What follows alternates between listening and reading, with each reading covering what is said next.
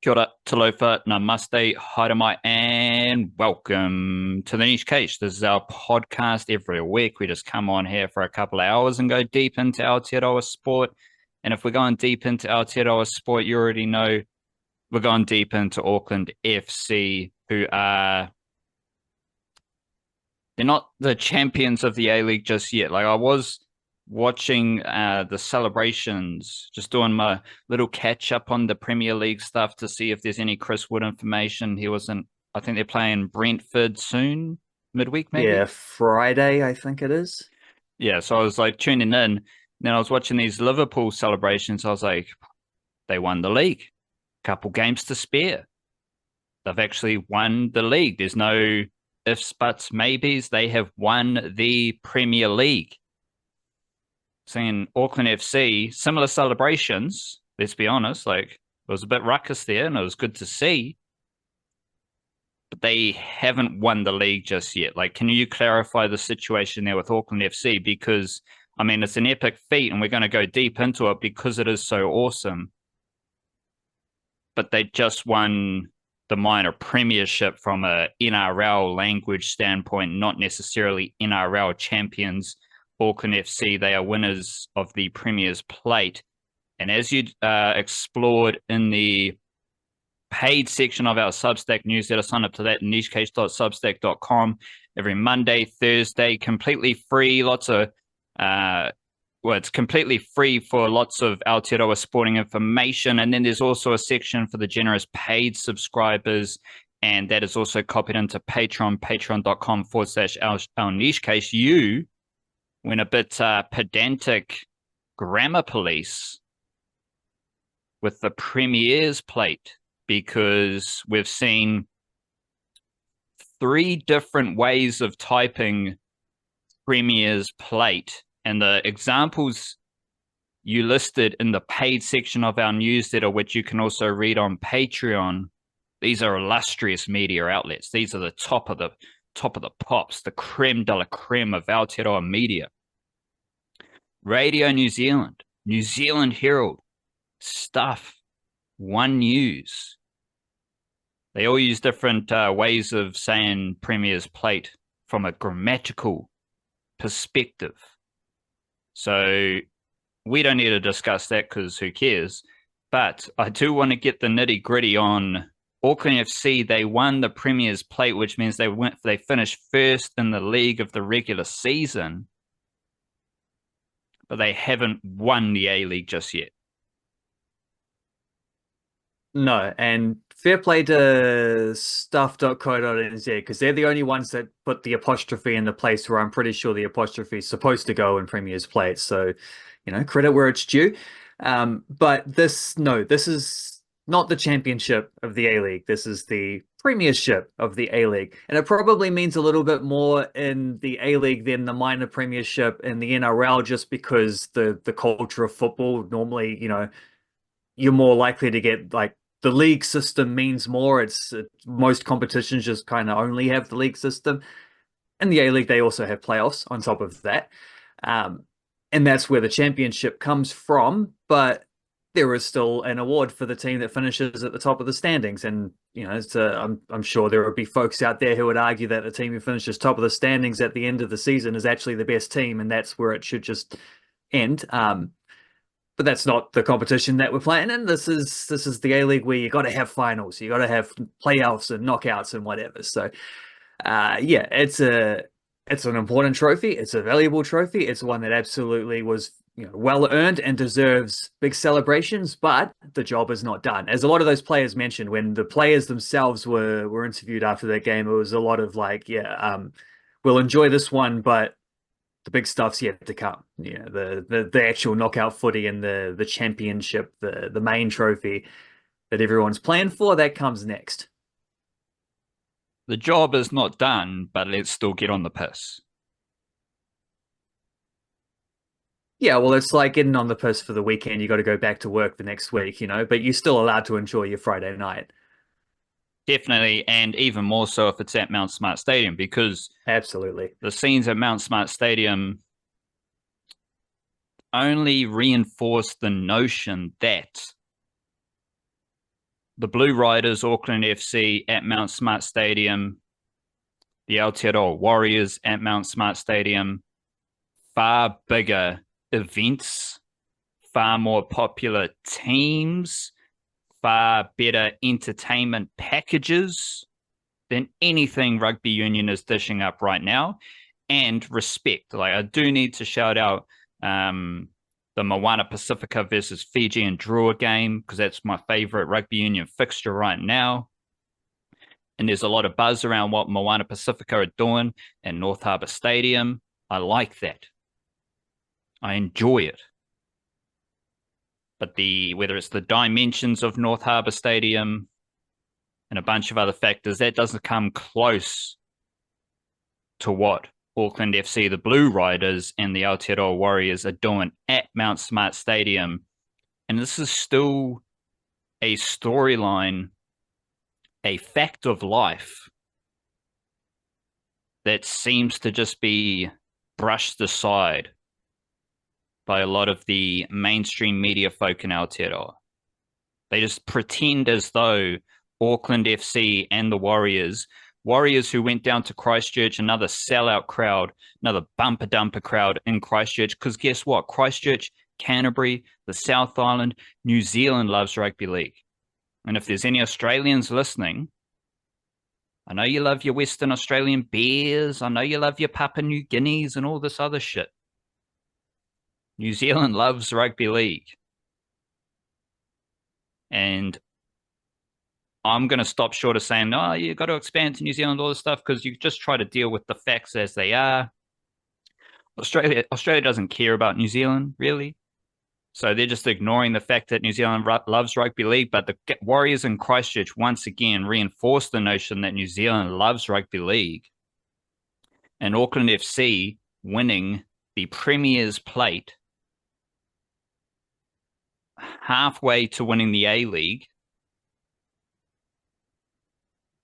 We know Aotearoa loves football, but I mean, this shows that I'm not willing to put Auckland FC ahead of the Warriors just yet as far as the biggest tickets in New Zealand sport.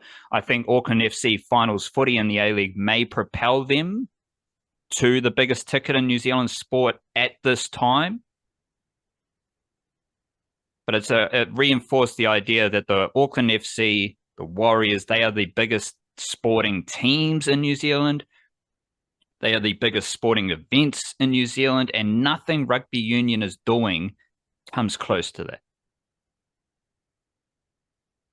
No, I think because I'm not sure if they got to throw up the somewhat arbitrary title of sellout for the game on the weekend. It was Sunday, and at Mount Smart it was pretty damp.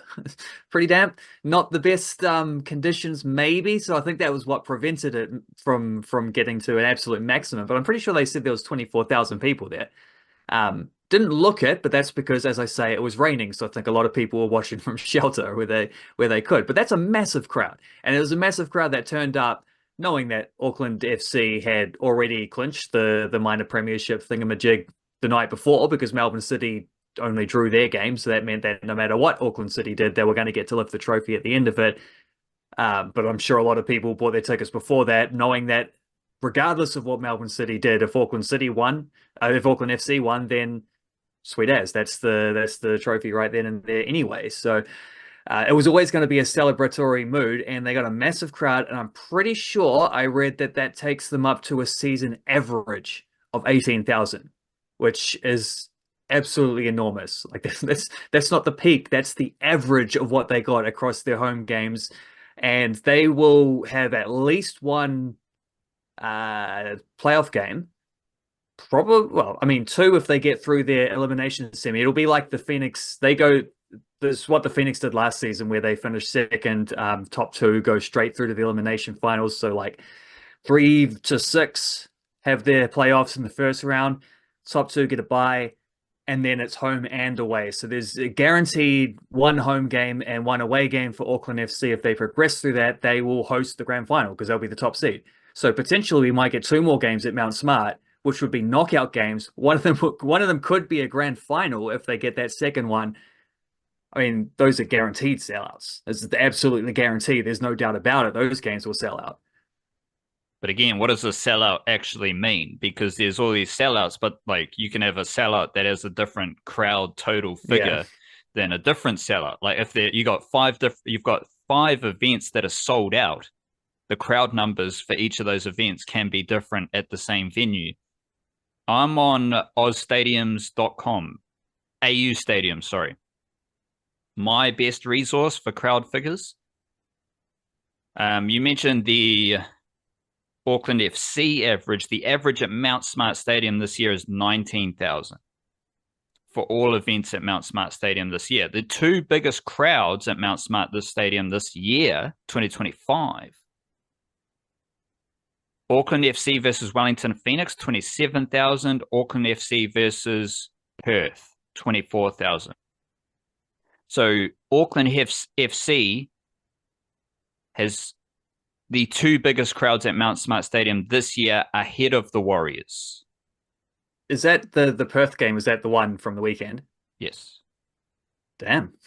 Second biggest crowd of the season. I know they opened up extra seating for the Phoenix derby, which is why they went above that 24, 25 mark. But yeah, that's amazing. And I'm sure they'll try to be finding whatever extra space they can get for the other one. Well, let me finish. So the Warriors, though, their three crowds this year, you go Sea Eagles, 21,000, Roosters, 23,000, Broncos, 22,000. Whereas Auckland FC, they drop down to 14,000, 16,000, and so on. So they do. So Auckland FC, now obviously we don't need to Super Rugby doesn't have public crowd information to the same extent, but we can assume Super Rugby, you're probably dealing in averages of 10,000, maybe 15,000 on a good day. So all of these are far bigger than Super Rugby.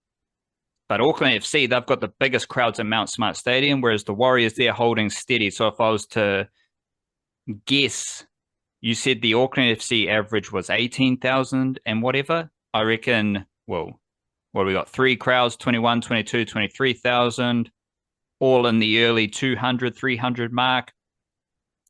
I'd say an average, let's be generous, 21,500 for an average of the Warriors. So that shows a slight difference there, but respect to Auckland FC, they've had the biggest crowds. But then if we go all time, this is where I'm getting to what you're saying. Tonga versus England.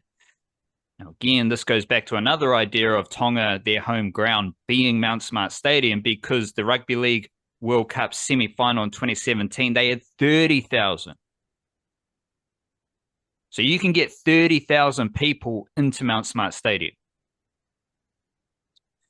2007 NRL finals, Warriors versus Eels, they had 28,700. And then the next biggest crowds at Mount Smart Stadium, according to austadiums.com, the Derby, where it was 27,000, then another Derby in late in 2024 when it was 26,000.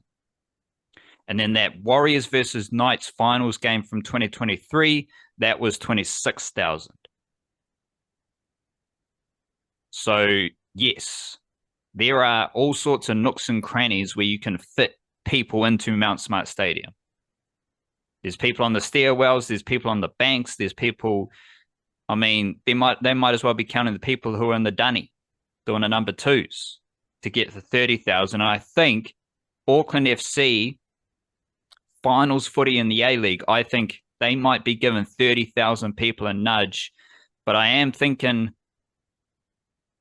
well, they've already passed that Warriors versus Knights semi-final game from 2023 because they hit 27,000. So if they've already hit 27,000 for a regular season derby game, I think they can hit 30,000.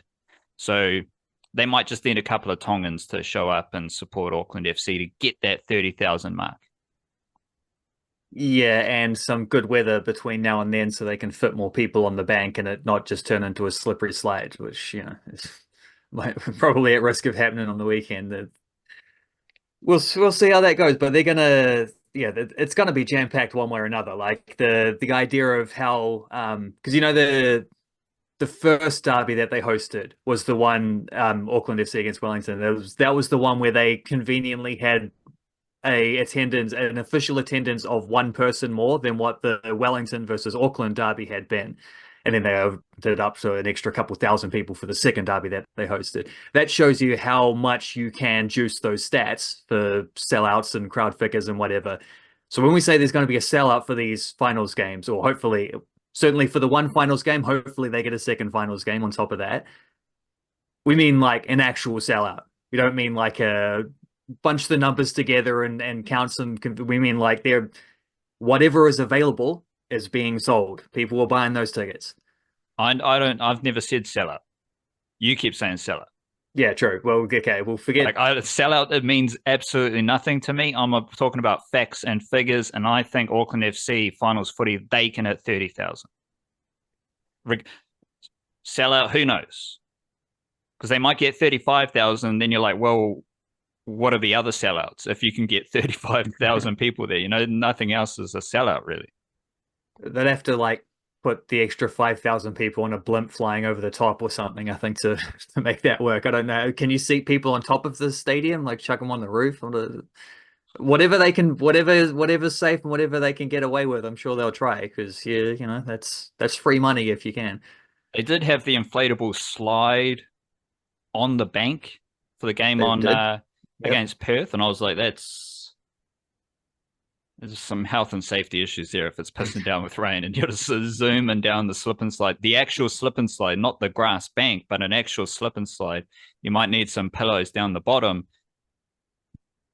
I reckon if you pack out like the Lily World area, I think you can get 35,000 people there. We'll see. That's ambitious, because there's only been, apparently, according to austadiums.com, there's only been one sporting event at Mount Smart Stadium that has had 30,000 people, and it's the Dockers. It's Tonga versus England. Shout out to any Poms that were there as well, but I think a lot of that crowd was Tongan. Just sticking with Auckland FC for a jiffy here, because I am fired up about their season, and I do have thoughts, but they have one more game away to Western United before elimination finals. How are you processing just the fact that they've won it, but they still haven't, like, because if Liverpool win the Premier League, they've won the Premier League, so the next games don't matter. The next games are just purely a celebration, and to be honest, Liverpool, they're probably taking the piss. Their opponents are probably taking the piss, because they might already be relegated, so you can have a bit of fun. Auckland FC won the Premier's Plate. They have one more regular season game to play against Western United, who are third. And then finals footy starts. So how are you just processing the winning the Premier's Plate, game to play, then finals footy, and how they might manage the situation, that kind of stuff? Yeah, I wondered about this while the game was happening. It's like, especially afterwards too, when you're watching the celebrations, and like on the video, you can see over my shoulder, but Finn McKinley's bright orange hair poking up in the background, and Adama Koulibaly with the dreads there. So like I was wondering what Lewis Toomey with his jacket too. I was wondering if we might see some of those guys. Like, is this maybe an opportunity to rotate a little bit, chuck some of the youngsters out there for a bit of experience, just seeing as the game doesn't really mean that much else? And then I thought, probably not, because they're going to have a bye the week after anyway. So I don't think you need to rest your players. If you do, then anyone who gets rested is going to be missing 2 weeks of action before having to step back up for elimination. Two-legged elimination semi-final. That might not be the ideal sort of level of preparation that you want. So maybe someone like Felipe Gallegos, who missed this game with injury, went off injured just before halftime in the previous week, so he didn't play this game. Maybe someone like that will enjoy the extra week off to recuperate. But I don't think we'll see a whole lot of rotation. I think we'll probably see, like, from what I gather of Steve Corica, I think he's not a guy who cuts a whole lot of corners anyway, so I expect he'll want to keep standards high and and tell them like, look, this is the same as any other game. Go out there and try to win. And then also, I think what probably tips it over the over the line there in terms of how competitive they will expect to be is your point there. Western United are a team they might have to face in that elimination final. So there is an element to maybe you don't want to keep a trick up your sleeve or two, but I don't think that's really how they play. They're not a team that surprises you tactically, Auckland. They're just a team that goes and um, executes their own game plan as well as they possibly can and tries to, they just beat teams that way. So I think you don't, yeah, I don't know. I think you need to maybe make a statement and try to beat a potential finals opponent, and at least keep your keep your standards high and try to get that victory, same as any other game. I don't think we'll see a lot of rotation. I don't think we'll see them take the foot off the gas or anything like that. I think if it were, a Premier League situation like say Liverpool are in now, that's a different story. But knowing that they've got finals to prepare for, I think we'll probably see them treat this game the same way as they treated the Perth game and treated the everything else before that. Auckland FC did win the Premier's place. Excuse me, I was about to say the A-League. Just got to rectify that each time. In their first season. Auckland FC reserves are highly unlikely to win the Northern League in their first season because they are second to last. And that's all right. The Blackcaps, they won the World Test Championship in its first season, in its first edition. And as we know, as we will theme of our cricket content, as we will discuss as we will chat about later on in the podcast when we have a little net session. Theme of our cricket coverage is how everyone just loves to complain about cricket, but the World Test Championship is a fantastic competition. It is perfect. There are no holes in it. There's no flaws. It's the most pristine cricketing competition ever because New Zealand won. So I'm not going to highlight anything negative about the World Test Championship if New Zealand won the first ever World Test Championship. Let's be serious here. So we got Auckland FC, first season in the A-League, win the Premier's Plate. Hopefully going to win the A-League. We got the Blackcaps, first ever World Test Championship, they win it. Now, there is a little difference because it was the first World Test Championship, whereas Auckland FC, it's their first season in the A-League, and the New Zealand Warriors, who share the Mount Smart Temple with Auckland FC, in their first season of under-17 Harold Matthews Cup Rugby League, they won that competition last year. Guess what the Warriors Harold Matthews Cup team is up to this year? They're back in the grand final. So are there any other things on your mind, like the first time a team has been in the competition, maybe first Auckland Tuatara entry, they won something? Indian Panthers. Yep, they're not winning much. Let me just double check how the Indian Panthers are tracking. They're 0-9. Shout out to the Nelson Giants. They won a game, so they are now 1-8. Indian Panthers, they are not doing what Auckland FC did. They are not doing what the Aotearoa Warriors under-17 team did in winning the competitions in their first seasons. The Indian Panthers are now 0-9. So it's not them. I can't think of any off the top of my head that have happened, but I am thinking of one that might happen. Because I think the A-League Women's is probably more vulnerable as a competition in terms of a new team being able to come in and be successful straight away than the A-League Men's. I certainly didn't predict Auckland FC to be this good. Well, no one did, but it's one of those things. That's one of the narratives that you keep hearing. Narratives is slightly better than content. I'm not sure what a better word for either of them is, though. We'll get into mindfulness, but I have been aware of some goofy stuff happening. You just drive around, you see you just see some weird shit on the sidewalks these days. But I did take note of that in my mindfulness yesterday, just being aware of some crazy shit happening around me. And we've started the podcast. We've already used content and narrative, so we're just part of the goofy storm surrounding us. But as you were, Yeah, you gotta live in the world as well. You try to improve the world, but you still gotta live in it at the same time. It's a journey.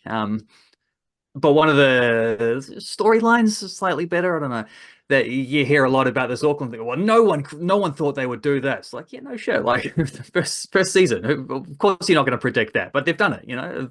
It's an amazing it's an amazing run they've been on, but it's not something that happened by accident because they did give themselves the best opportunity.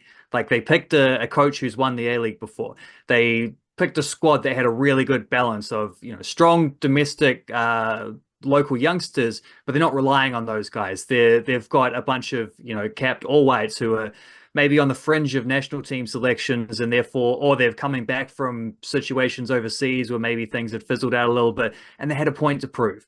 Like they signed players like Logan Rogerson, Max Mata, guys like this seem like Nando Pinecker even seemed like they all fit into this. Alex Paulson's slightly different because I don't think he had a point to prove. He was maybe a point being made by Auckland FC rather than anything on his personal thing. But he hasn't taken a step backwards or anything like that this season. He's been as good this year as he was last year. They signed a few Aussie veterans, like I think Dan Hall's been the most reliable of them. But even someone like Scott Galloway, who's hardly played, you got to imagine having a presence like that, someone who's played over 200 times in the A-League, is even if he's not playing, he's still a valuable person to have in your squad, like Tommy Smith, I literally have no idea who Scott Galloway is. Exactly. He actually played for the Phoenix for a couple of seasons earlier in his career, but he played for Melbourne City for a lot. And, he's been a highly successful A-League player in his time. And like, one of their assistant coaches is Danny Hay, who used to coach the All Whites. Like they got the best possible guys they could get within reason.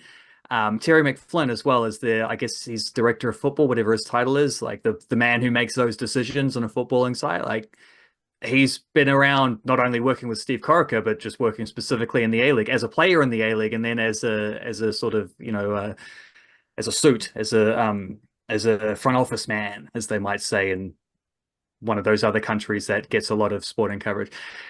Like they did everything they could to build a team that would be as successful as possible. That it's worked to the best case scenario up to this point of the season.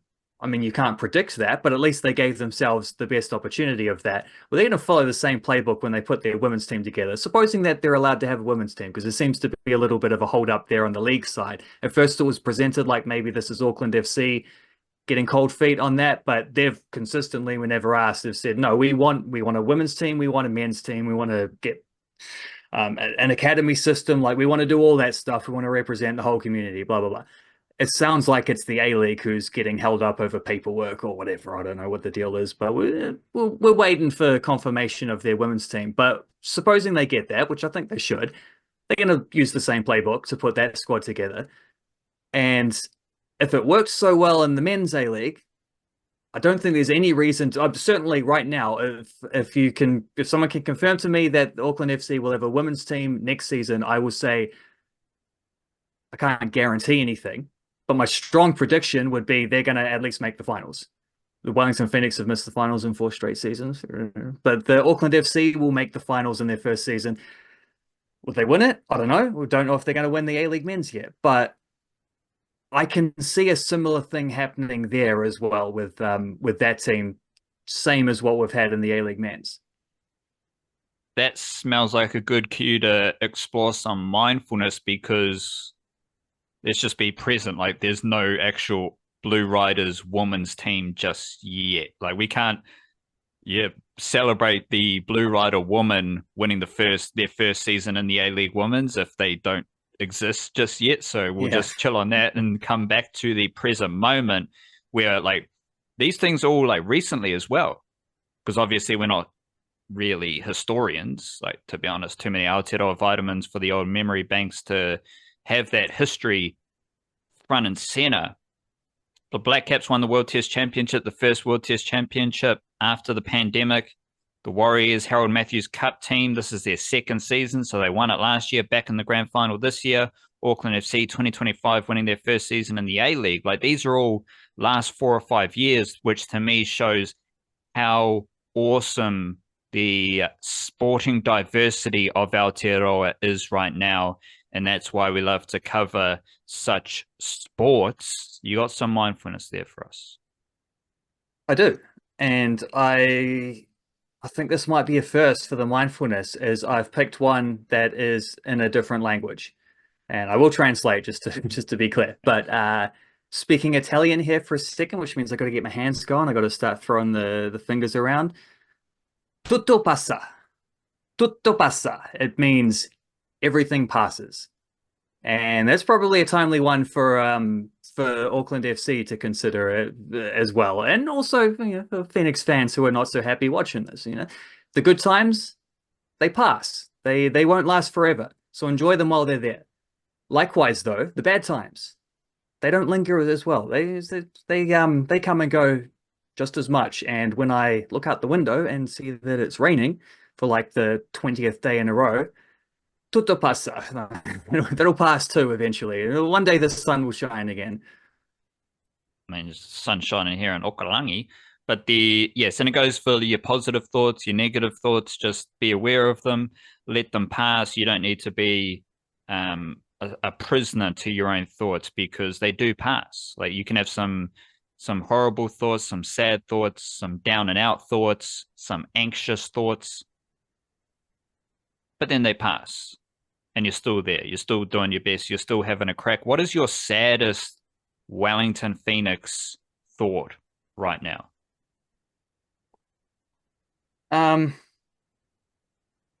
I mean, I would have liked to see Marco Rojas get the comeback season. He's a player I've always really enjoyed watching. And if he had that comeback season, and if it had worked out, and if he had been, a star player for the Phoenix the same way Costa Barbarouses has been a star player for the Phoenix, then he might well have been getting that all-age resurgence, same as Costa Barbarouses has had too, which in this case might have meant him getting to go to a World Cup. So that didn't happen.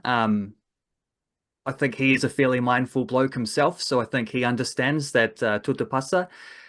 I don't know that he's clinging too much. I suspect that might be leaning him towards the retirement, but whatever happens, like he gave it a nudge. He kept getting injured. It didn't work. But that is one that I feel a little bit of regret about how that worked out, because I don't think that was a bad signing. Like, everyone loved it when Marco Rojas signed, and now I keep seeing it being presented. Well, this is just another example of Chiefy's failures this season. It's not. Signed a experienced, like, quality A-League player, and he just had a couple injuries and maybe wasn't quite there mentally to where he had been in the past. Wasn't sure if he wanted to keep, battling through all these injuries when you start to get into that situation. It's a shame. It didn't work out. It had good intentions. Everyone had good intentions. I would have liked to see Marco Rojas getting the resurgence Costa Barbarouses is having, but, so it goes. I mean, you're doing pretty well if your saddest Wellington Phoenix thought is, what a bummer for Marco Rojas. Well, you gotta stay present and not dwell on. So, I mean, if he had done well, though, like, that changes the course of their season, because he was the guy they were hoping to be able to build their attack around. So who knows what kind of different outcome they would have had as a team. Instead, I don't know if you watched them on the weekend, but it's not a good watch at the moment. There's no creativity going on there. And it's not for lack of trying. It's just for lack of, they don't have players who can do that stuff. And Rojas was one who might have, but didn't happen. Auckland FC were playing Perth Glory, who have big man Bombadil Ollie Sale between the pipes in goal. And respect to Ollie Sale, first half especially, some great saves. And I can see why Ollie Sale is a professional goalkeeper, because he does stop the ball. Like, that's his strength, I think, is his commanding presence in goal and his ability as a shot stopper, although that did take a dent with the goal that Marley Francois scored, which went straight past Ollie Sale. Like those situations in the first half, Ollie Sale was kind of commanding the box, punching it away, getting the blokes out of the way with his, oomph. And then in the second half, he didn't do that, and Auckland FC scored with what's it called? The old Olympico? The Olympico, that's the one. Which, like, as always, just makes it sound way cooler than it actually is. There was, I actually so when I think I was flicking around, I think there was a rugby league game on or something. So I was flicking around, but anytime Auckland FC hit a shot that went out for a goal kick, I didn't change the channel. I couldn't change the channel because I had to watch Ollie Sale do a goal kick. And there were a couple where credit, fair enough to Ollie Sale, he kicked the ball into a competitive battle. And Nando Panic is just going to win that competitive battle every time. So that wasn't Ollie Sale's fault. I was interested, though, to see Ollie Sale blast one over the right-hand side touchline and then blast some more over the left-hand side touchline. I was like, if he's not just kicking it to the opposition, he's kicking it out. And I was like, this makes me feel good about my football takes, because I was aware of Ollie Sale kicking the ball to the opposition when he was playing for the Wellington Phoenix, and still the case. So it's like one of those situations where you hit a shot, weekend footballers will enjoy this as well. Like if you hit a shot and then whatever you do to get a goal kick, you got to be really tapped in with what the goalkeeper is capable of.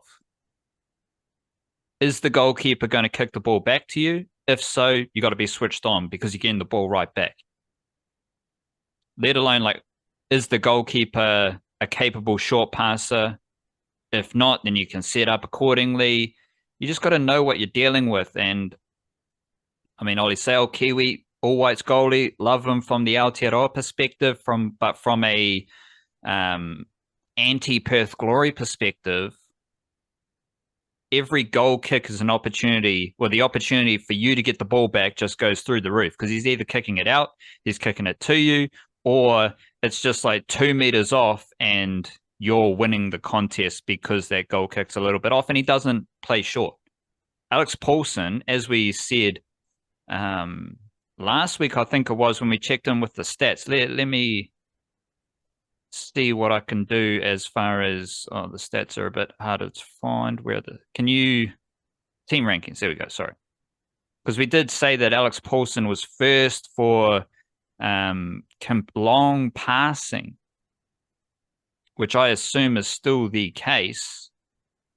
And obviously it's the A-League, so it's very difficult to find stats and all the relevant information that I should have had before. Let's go completed long passes. Ollie Sale now first. So what do I know? He's first. 363, Alex Paulson 360. But Alex Paulson, every long pass Sale's got the most completed, so he's obviously accurate, and I obviously don't know what I'm talking about. But Alex Paulson plays long and he plays short. I'm not sure if kicking it out on the full, how that ranks in your completed long passes, though, because is it a long pass if it just goes straight out? It's a touch finder, so Ollie Sale might be first for the old touch finder. It's a defensive clearance from the goal kick. Yeah, it's a defensive clearance. But Paulson, on the other hand, you can trust that he's going to make the right decision playing short. You can trust that he's going to make an accurate long pass. And obviously, he's a fantastic goalkeeper as well. So I do want to update some of those observations that I've had. Something else I was aware of, and you've got some of the lads behind you. I had this thought about Francis de Vries. And it all kind of tied in with the discussion around the draws. And as we know, Auckland FC had a few draws and they were dropping points every week, but then they went on to win the Premier's Plate because that's what good teams do. I kind of feel like maybe that phase of the season, and you hear about this with some like NRL teams and other professional sports teams and leagues, where the training intensity is managed. So in some sections of the season, the training intensity decreases. Some sections of the season, the training intensity increases. And that can impact your performance on the weekend. Because I was like watching Franny de Vries, and Jake Brimmer behind you just stands out with this in mind. These dudes have dropped some kgs in the season. Like, to be honest, Jake Brimmer right there looks like he's having a few issues. He looks like he's having a few issues, and he's lost a few kgs. Franny de Vries, he also looks like he's having a few issues. But these dudes are just training hard, I think. And I think that's what Steve Corica was doing over that period, was he might have been training them harder, which then meant they didn't have enough zip in the game, but it was preparing them for finals footy. Because I did note, as I was watching the game, like the team just looks fitter. Straight up, they look skinnier. They look fitter. They look like they have been training really hard compared to earlier in the season, which is off the preseason. So you should be super fit, super, not skinny, but super strong and prepared for the season. But it does look like they have been training really hard throughout the season to ramp up for the finals push, where you're playing high intensity soccer football every week, 3 weeks in a row, 2 weeks in a row, let alone all the bells and whistles that come with it that can be quite... You got to absorb a lot of energy externally, internally through the finals campaign. So I'm not sure what you think about that, but I do like Francis de Vries stood out as I was watching the game. Like, he looks like he's dropped a few kgs, and even Jake Brimmer behind you, like, I can't get it out of my head now. He just looks like, we've got to check in with Jake Brimmer. Is he all good? Even though he's playing awesome footy, I'm not sure if he's all good. Yeah, I mean, well, Jake Brimmer did say afterwards, like he was actually in a little bit, he was borderline tearing up while he was saying this afterwards about sort of like some of the sacrifices he's had to make this season. I think he mentioned his father's been sick, but specifically as well, his family stayed, like his kids and wife have stayed in, I assume, Melbourne, because that's where he was playing before. So he's been kind of living away from them. So maybe that's like, well, first of all, that's going to be that is going to be a strain on you emotionally. Apologies to Jake Brimmer. Like, I'm taking the piss. No, I mean, what I was going to say is, like, it also means he's probably just living by himself, hitting the gym every day.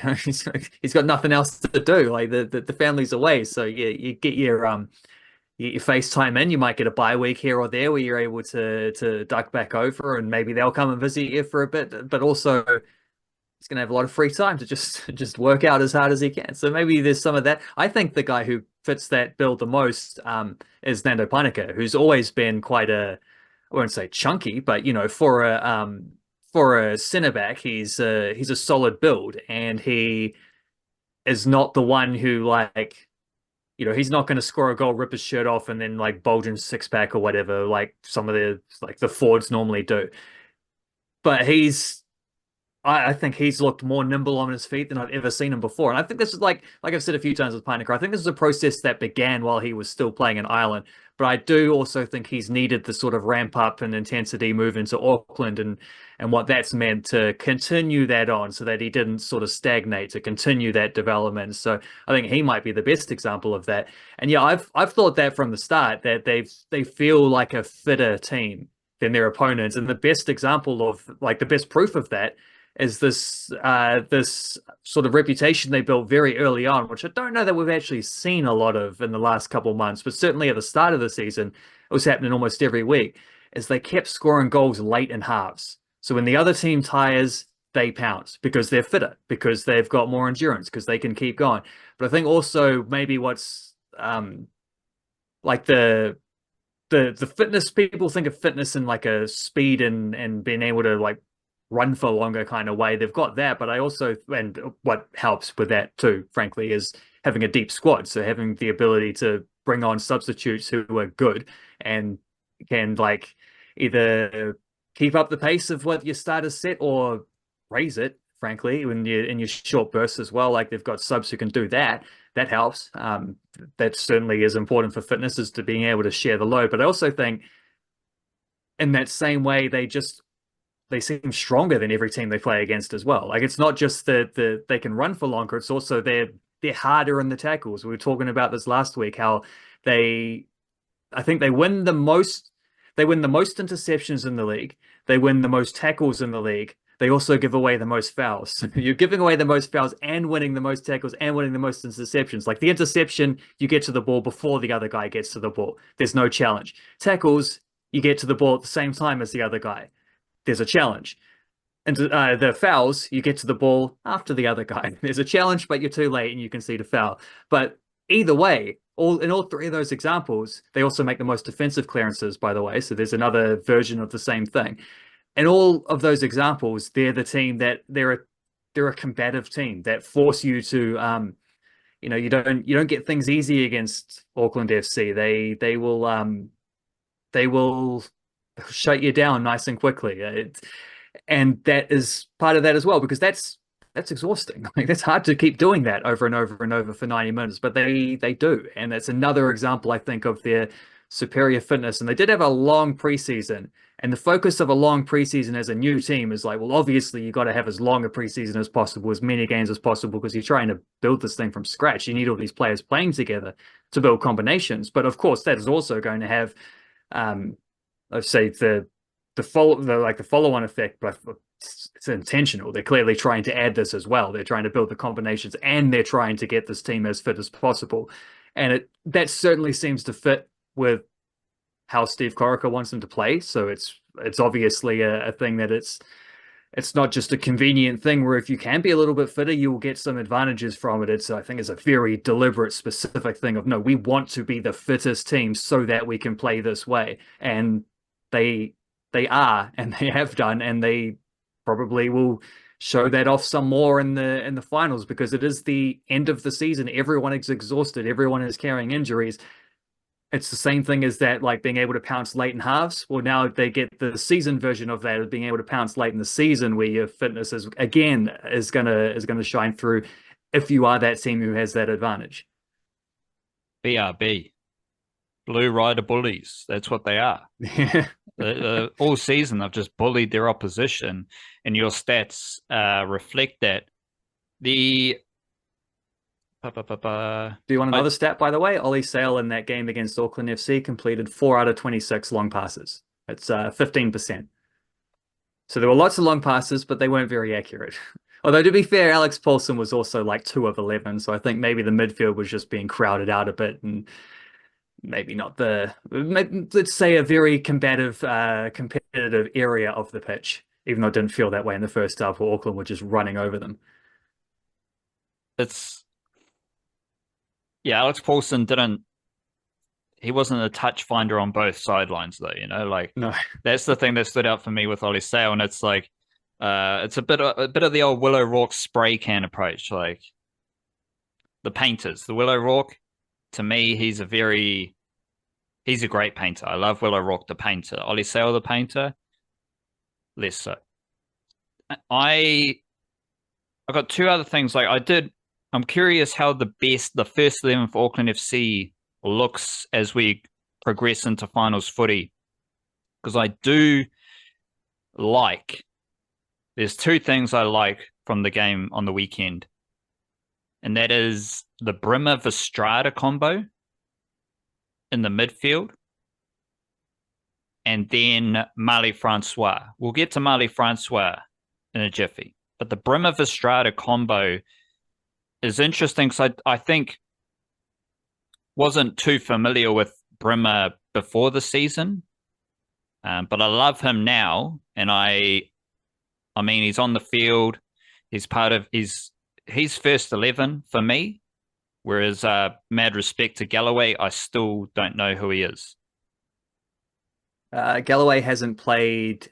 He hasn't even been in a squad since the 0-0 draw with Melbourne Victory. So that was like less than halfway through. He has not been in a squad for the second half of the season. So you don't need to know who he is.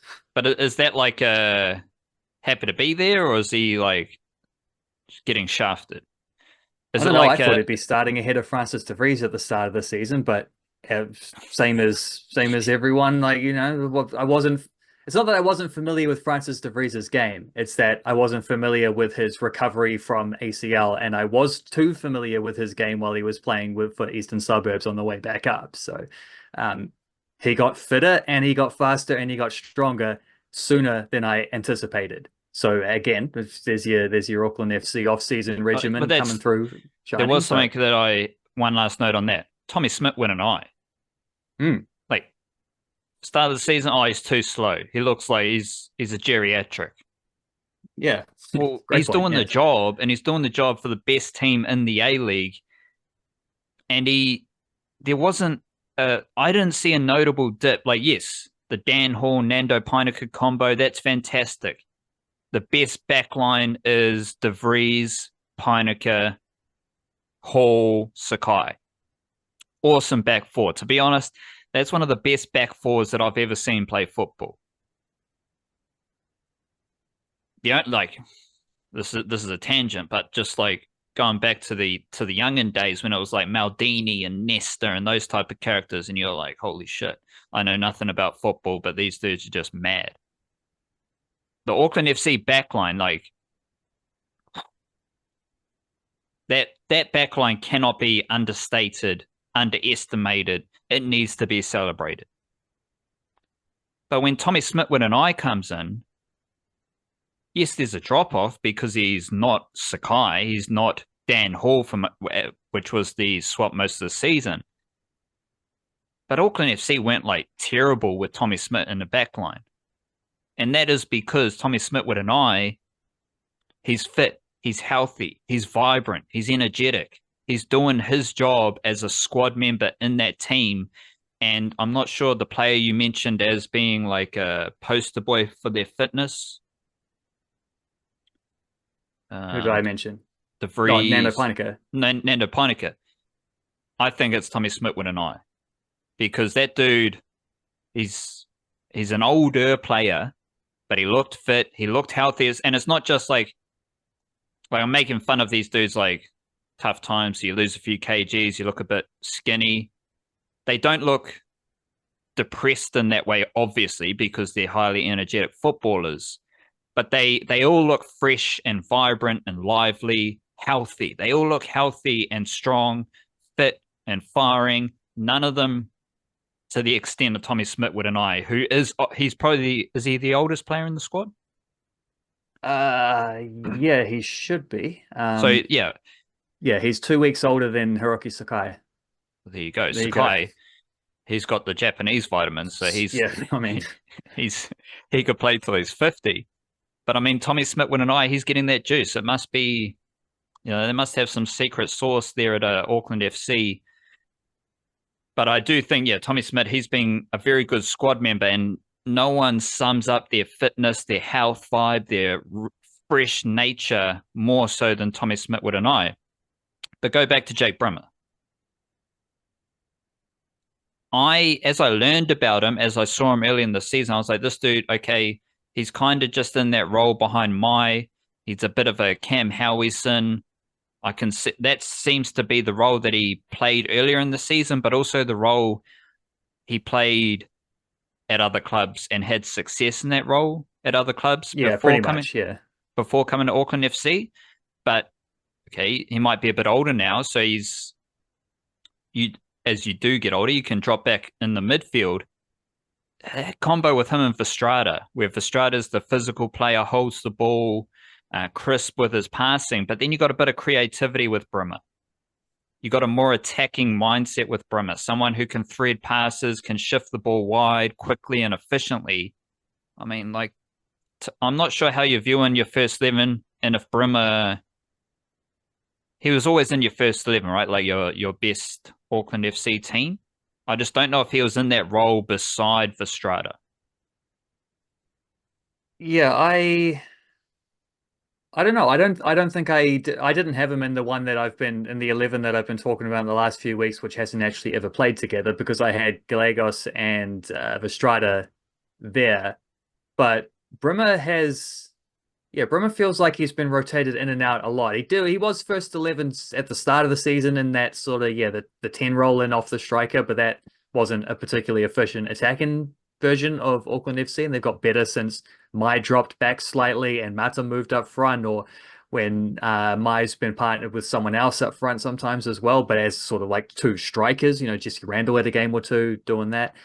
But Brimmer's best performances, I think, have all come when he has played in that deeper role, and he's a better version of Cam Howison in that way, where like he's someone who wants to get a lot of touches. He's going to bounce the ball around. He can thread the ball. He's got a a good accurate long pass. He can slide one through as well. He's good from set pieces. So there's a lot that he offers, and he's bouncy. Like he's a really bouncy player in that midfield, which I think maybe with Gallegos and Verstrada, you don't get as much.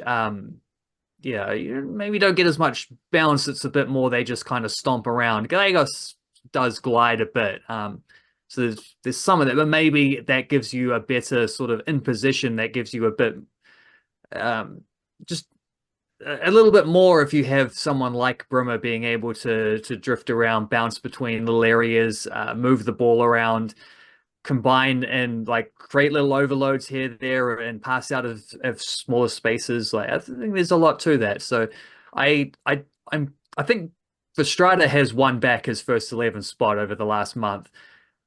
And Gallegos' injury is an interestingly timed one because it has given both Howison and Brimmer opportunities to play in that role. And I think Brimmer is the guy. Like, I think they gave Howison some minutes because he deserves some minutes, but Brimmer's the one leading into the playoffs where if Gallegos isn't ready to go, it'll be him. But even if Gallegos is ready to go, it might still be Brimmer. And if that's the case, either way, whoever isn't picked is going to be on the bench, able to come on for the other guy after 60 minutes and just ramp up that intensity some more in a finals game. So I don't think there's a wrong answer to that one. And that's the squad concept that is a big factor with the Warriors, because when you're talking about Galloway, I was like, is it like a Tanner Boyd type of situation where you come to the Warriors and yes, you'd be love to play NRL every week, but you're so happy at the club. You're so involved as far as development, learning, having fun, being part of just a good culture. All the dudes in the Warriors system just love to be there. And I think that's what we're seeing with Auckland FC. All the guys in the squad, they love to be a part of Auckland FC. So then the hit of not playing first 11 football isn't so heavy because you're like, yeah, I'm seeing my boys play. Yeah, I'm involved in a very successful organization and it's not such a big issue. Slide into Marley Francois, and I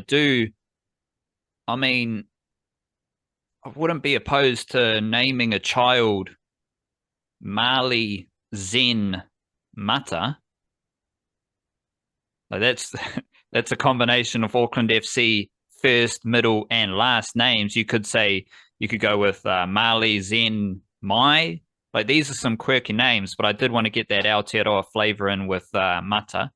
So it's a shout out to anyone who does have a child called Marley Zen Mata, because that would be a fantastic name. But Marley Francois playing left wing, I saw him starting that game against Perth, and I was like, I'm just going to watch him. I'm just going to watch his involvements, because that position is a role we've talked about all season with different guys coming in and out of that role, that position. And then Marley Francois just started to get game time.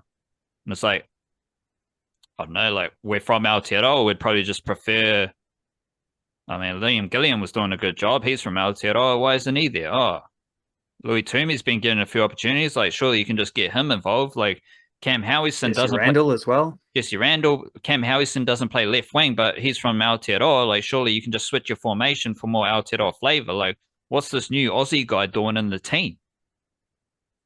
But Marley Francois, he's just to me, he's just classy. Like, he does the same defensive work as Rogerson. He's not that different from Rogerson, to be honest. They both do the defensive work. And of course, there's Moreno as well. So, like, why is Marley Francois being selected ahead of Moreno? These are things I was trying to figure out as I was watching Marley Francois. And he's got the defensive stuff sorted. He's a good dribbler. He he's two-footed. Like I saw him play a left-footed cross in, but I think he is a dominant right footer off the top of my head. Yeah, you can tell he is because he's always cutting inside from the left wing. He always wants to get onto that right foot. But he does have a left foot. But he does, yeah. And he's a good dribbler. So they always, if you're a good dribbler, you can always use both feet because you have to be able to show both directions if you're going to be good. Otherwise, all you're going to get is defender's just going to step through the challenge if he knows what you're doing. So I'm pretty confident now. Like he's better than Gillian. He's better than Randall. He's obviously better than Toomey. And I think it's having Moreno come off the bench and being able to start Marley Francois. And he is good enough to do the job as a starter and set the foundations. And then you've got Moreno. Moreno has a bit more, well, I use class to describe Francois, but like Moreno, he's just got a bit more juice. Like he seems like a bit more ruthless. He's going to bang in the long shots and they're going to be on target, that type of thing. He's going to score the goals. To me, he's a better finisher than Francois, is maybe the best way of saying it. By far, yeah. I think the finishing is the weakness of Francois' game. That's true, but I was meaning finisher as far as the game context goes. But it's applicable to both. The closer. Yeah, like Moreno's a better closer and he's a better goal-scoring finisher than Francois. But Francois does his job. And that was my takeaway from the game against Perth, where my judgment of Francois without watching a whole lot of him was kind of like, he's a bit flimsy. He's just a bit lazy. He's a winger. He's a football winger. He's just a bit like, there's not much to him as far as, he dribbles and he might cross it every once in a while. But he's not that. He works hard. He's got the same skill set as Rogerson, but on the left side.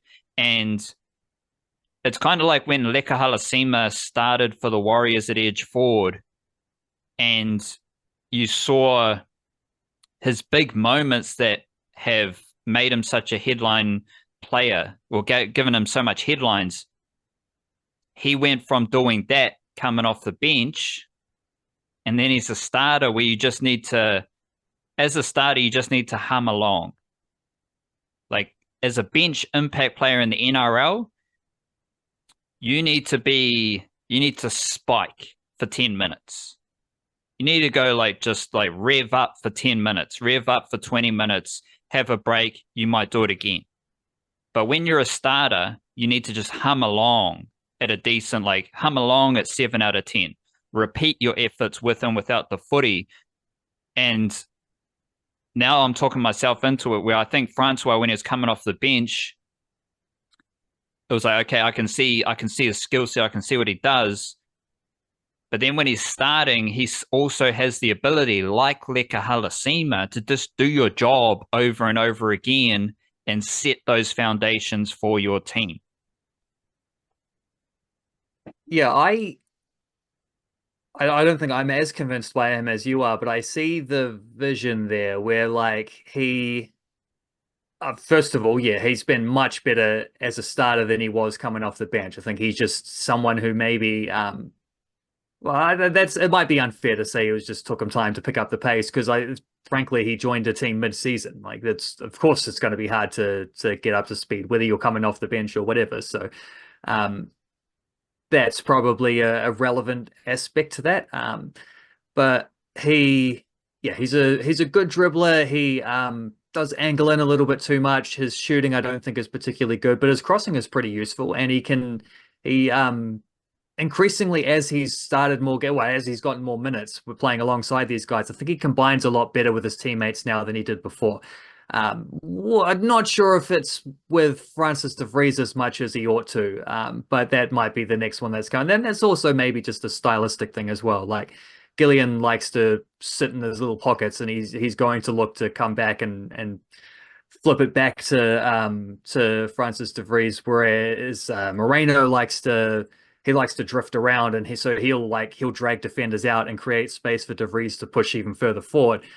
Francois maybe doesn't lose the defenders as easily as Moreno, but he is a good dribbler, as I say, and he made a lot of things happen in that game of the weekend. I think it's the best I've seen him play. there's no way he's better. Like, he is better than Gillian and Randall and those guys, I think is probably fair to say. Although he has a similar thing with Randall, with Gillian rather, where it's like, are you getting the end product on the end of the funky stuff? I'm not sure there was a whole, like, the goal he scored was his first goal, but it was a goal from a corner. It wasn't indicative of how we normally play. So it was a corner kick that floated in the far post. Probably not entirely what he was aiming for, but you take him however they come. But like, yeah, there's no way he's better than Nato Moreno. However, talking about finals footy here is what they're preparing for. And do you want 50 to 60 minutes of Moreno and then you bring on Francois to finish it? Or do you want it the other way around where Moreno's on the pitch at the end as someone who is going to raise the levels, and you got a good defensive team that grows into games as they go along. You're really good at pouncing late. Nato Moreno in particular has scored a lot of goals off the bench this season. And you also know that there is a decent percentage chance that, so, well, obviously not in the first leg, it's not going to happen, but in the second leg, which will, I assume, be the home leg, you might go to extra time.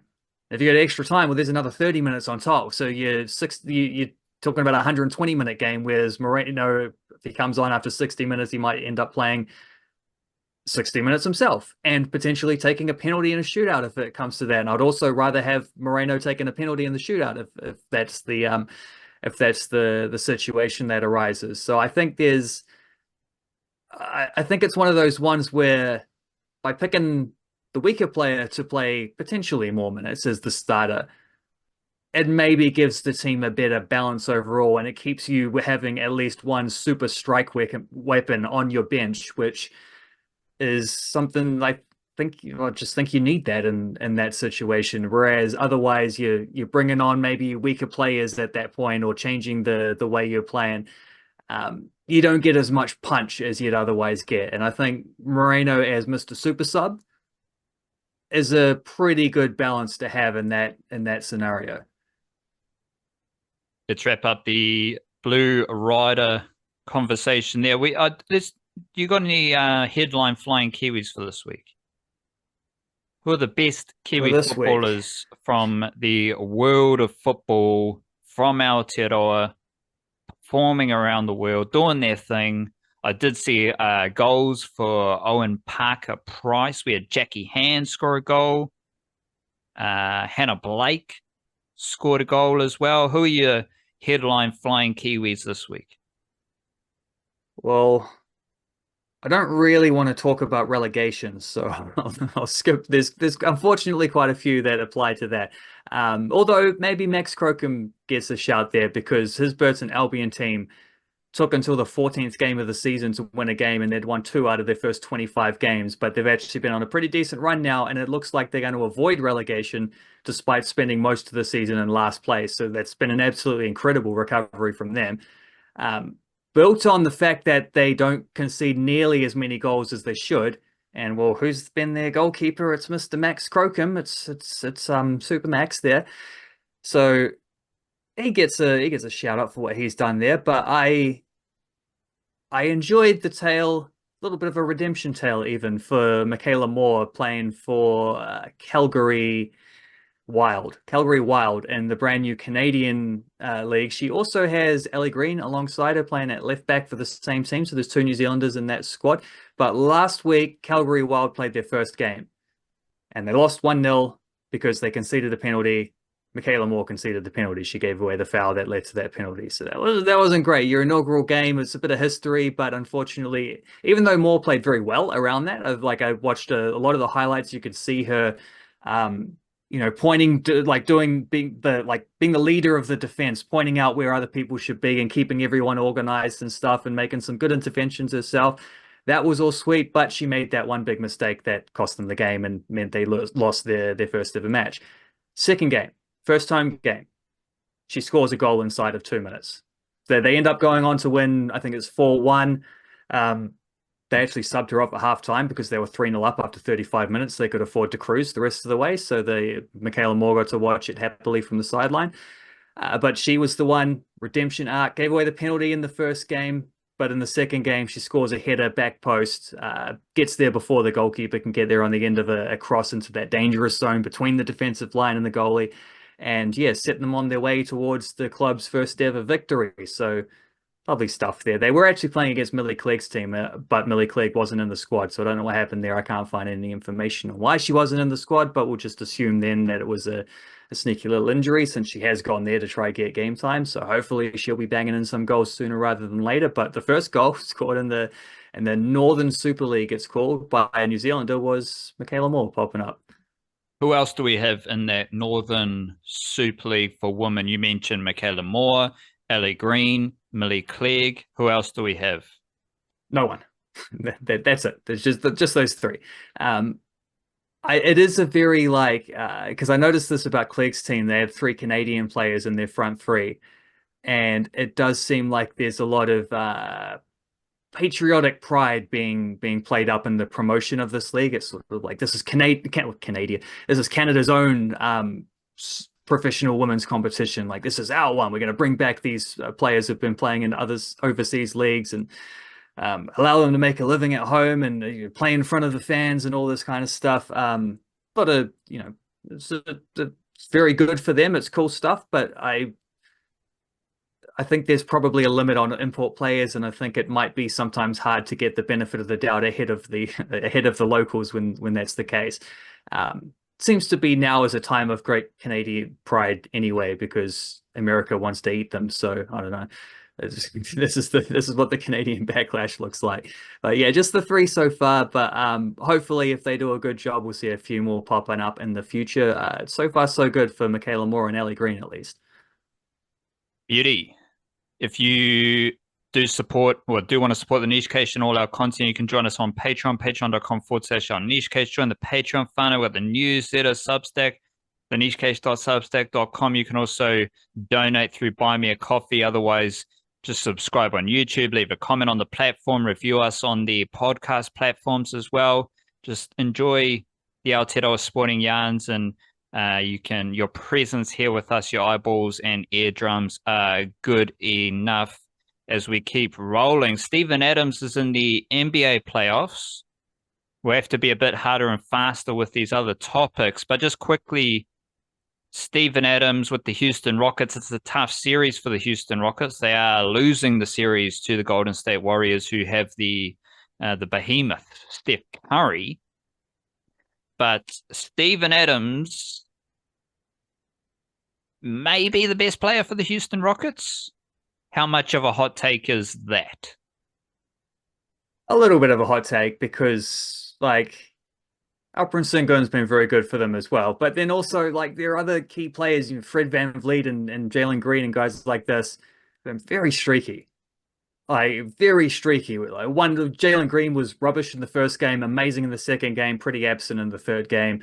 And the fourth game's actually on today. So that'll be happening probably while I'm editing this podcast and while the video is being uploaded. So keep that in mind, listener, when we don't speak about how the fourth one went. Suffice to say, it's getting 2-1 down. You're getting pretty close to must-win territory. You can't really afford to go 3-1 down in the series against the Golden State Warriors. But although the Cavs once won a final series from that situation, so it's happened before.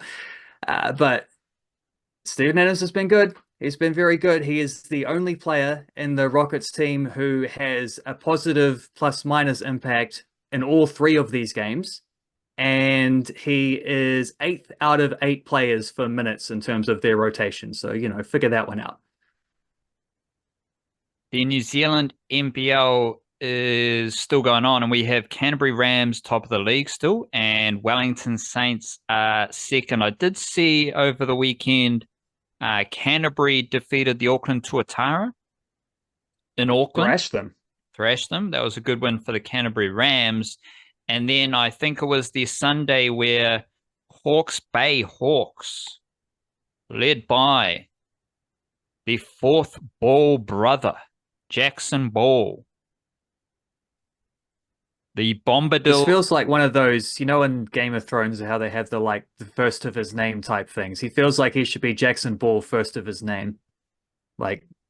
He's overtaken the other Ball brothers, Yes, I agree. but you just stepped all over my Bombadil baller. That was about to Bombadil drop. baller. Yeah. No, yeah, okay, fair play. I like that. That's right. I'll forgive you. Bombadil baller, the first of his name, Jackson Ball. He is the Mantis. Still 17 years old. One of the best players in the NBL, Kiwi or import, whatever. Jackson Ball, he is the man. And he helped the Hawke's Bay Hawks have a win over the Wellington Saints. So Wellington Saints, they're second, but they did have a loss to the Hawke's Bay Hawks this weekend. Whether it's and that's a tough matchup for Jackson Ball. Like, he might have Shea Illy just doing his best Stephen Adams impersonation with steals and just pressing the dribble all the time. Then you got Hiram Harris, big body. You got to deal with that. You got to deal with Liafa, who's always in the mix as well. It wasn't an easy matchup for Jackson Ball, but he is very good at basketball. And he continues to impress throughout the season. So want to make sure we give a shout out to Jackson Ball. He is still fantastic in the NBL. His Hawke's Bay Hawks are 6-5 and 6th.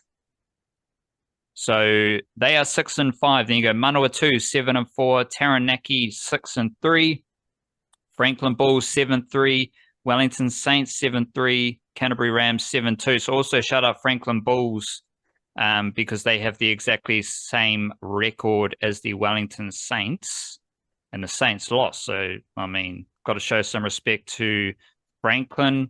Who do Franklin have in the mix? Ty? Who's Ty? TAE. TAE. Naquante Hardy. He's listed here on their stat sheet as Ty. That might be his Polynesian name. Then we got Ethan Rushbach, Ruben Tarangi, Flynn Cameron. Like, this is a fun little you got the Cameron brothers, Flynn Cameron, Tobias Cameron, Marcel Jones, the veteran, and of course David. Like, can you go? You never seem to be able to do these things as quickly as I hope, but the NBL, neither do I. Just let's get that clear. Neither do I. The NBL site, you click into Taranaki Bulls. Taranaki, what am I doing? Franklin Bulls go into their team from the standings, sort by points, and there's just like these names. I mean, last year we had Michael Jordan was playing NBL basketball. Now we got Ty, TAE. We got David. Who's David? Who are these people? David. David is Wena Okwera, otherwise known as David. What's going on here? Till Clogger. That sounds like a real name. Yes, that is a real name. Till Clogger. Shout out to you. But some goofy stuff going on here. We got Ty, we got David, we got the Cameron brothers. So yes, the Franklin Bulls, back to the subject, fun team as well. Haven't seen so much of their basketball this season, but I will put them on the radar as a team to watch, especially when you got two Cameron brothers and a Tarangi. That's must-watch territory for a Kiwi basketball fan. Have you seen these names? Tay and David. I'm just looking at them now. Good numbers, though. Good numbers. And Flynn Cameron, I think, missed a couple games with injury, so I think he was back this weekend. So that's well, I'm not looking at the thing, but yeah, that's a tidy team. That's a good team. They seem like one of those ones who they've. Oh, and of course, did you mention Ethan Rusbach as well, who missed the start of the season because he was playing overseas? Has come back and is just shooting the lights out since then too. So he's been a fella he's doing his best Nate Moreno impersonation by turning up after the fact. And actually, no, this is more of a Marley Francois, isn't it? He's the Marley Francois who's turning up and balling out a little bit. So they're a good team. I think Manawatu is Rusbach have won 4 in a row as well. Is he of that caliber where he's playing overseas? There's a lot of overseas. We're not talking like France and Japan. We're talking more like Philippines or Malaysia or something. But yeah, he's been playing overseas during the in between Cell's NBL seasons, so he's of a caliber to be able to do that for sure. In Finland. No, there you go. That's where you want to be. I mean, why would you go In the summertime? why would you go to America when you can go to Finland to play basketball? But yeah, keep going. NBL basketball. What do you got? Yeah, well, I think that Manawatu team are getting a little bit sneaky, or with the 4 straight victories, or throw them up there as someone who seems to be rising up the ways. Big wins too. They won by 12 points against Hawke's Bay. They won by 23 points against Tauranga, and then they won by asterisk, but they won by 36 points against the Indian Panthers. Where are we here with the old? Well, just get just the exact specifics about that incredible Canterbury Rams win the other day, 131-78 against the Auckland Tuatara. In Auckland, no less as well. 131 points in an NBL game is incredible. Holding another team to 78 points is also pretty incredible. Doing them both at the same time is unreal. Like that's disgusting basketball areas. Guess who the Canterbury Rams play tonight? Hawke's Bay Hawks? Close. The Indian Panthers. So that might be like 150-50 at this. They might win by 100 points in that game, if they take it, fully seriously. They do have a deep squad, so it might be an opportunity. Maybe you start the Isaac brothers in this one or something like that. Jackson Ball scored 40 on these guys, so see what Tama Isaac can do. Taylor Britt might look like Steven Adams against the Indian Panthers, to be honest. He's big man, the big man Taylor Britt. He'll be all over the place. I have seen here Jackson Ball 2-point percentage first, 74.4%. Next best is Josiah Alec on 72.9. So that's shout out to Jackson Ball. He's awesome. And just going back to that Tuatara versus Rams game, disappointing effort from the Moppers. Watching that, it was like they were so low energy and they were so disinterested in doing their job of mopping the court that it stood out, and I had to talk about it. So shout out to them. Did you see Steven Adams the other day doing a bit of court mopping himself? And I think it was game 2 of that series for the Rockets. There was a one where Sengun was getting ready to take. I put the video up on our stuff anyway, so people can find it. But Sengun was getting ready to take free throws, and they were just taking ages to get the towel boy out there. So Adams just grabbed the towel and cleaned it up himself. If you want a job done properly, you do it yourself. That's how it's done. Well, that's how it's done in this country. I don't know about America. Well, he did it in America, so that's how it's done. He did it in America, so he's showing them. Yeah, it is one of my favorite things about NBL basketball. Because you get these arenas around Aotearoa. We know the only Super Smash, the cricket grounds. I love seeing how just the cricket grounds around Aotearoa operate. You'd have a similar thing with football, like the quirks of each National League football venue, just seeing that stuff. Less so with NPC rugby. Obviously, the rugby league stuff's not quite at that level, but the arenas of the NBL is probably one of my top current pastimes with viewing Aotearoa sport. And as part of the arenas, it's the moppers. What are you doing as a mopper? Wellington, they had the mop and they had the towel. So they had 2 moppers at each end, one doing the mop, one doing the towel. Best case scenario. High energy, high vigor, there to do a job. And maybe it was just the Tuatara getting absolutely smoked by the Canterbury Rams that just sucked the life out of the, I think it's the North Shore Event Centre. But those moppers at the Tuatara game just straight up looked like they didn't want to be there. And it's bruh, you just mop up sweat at a basketball game. That is one of the best jobs you can have as a youngster. It's either that or you're delivering pamphlets. You know what I'm saying? So do it with a bit of energy and enthusiasm. And yes, I'll be watching Tuatara games in the future to make sure Those, well, not to make sure about anything, just to watch and learn. Well, to be fair, I don't think the Tuatara players really wanted to be there either in that game. So there might have just been a contagious attitude, you know.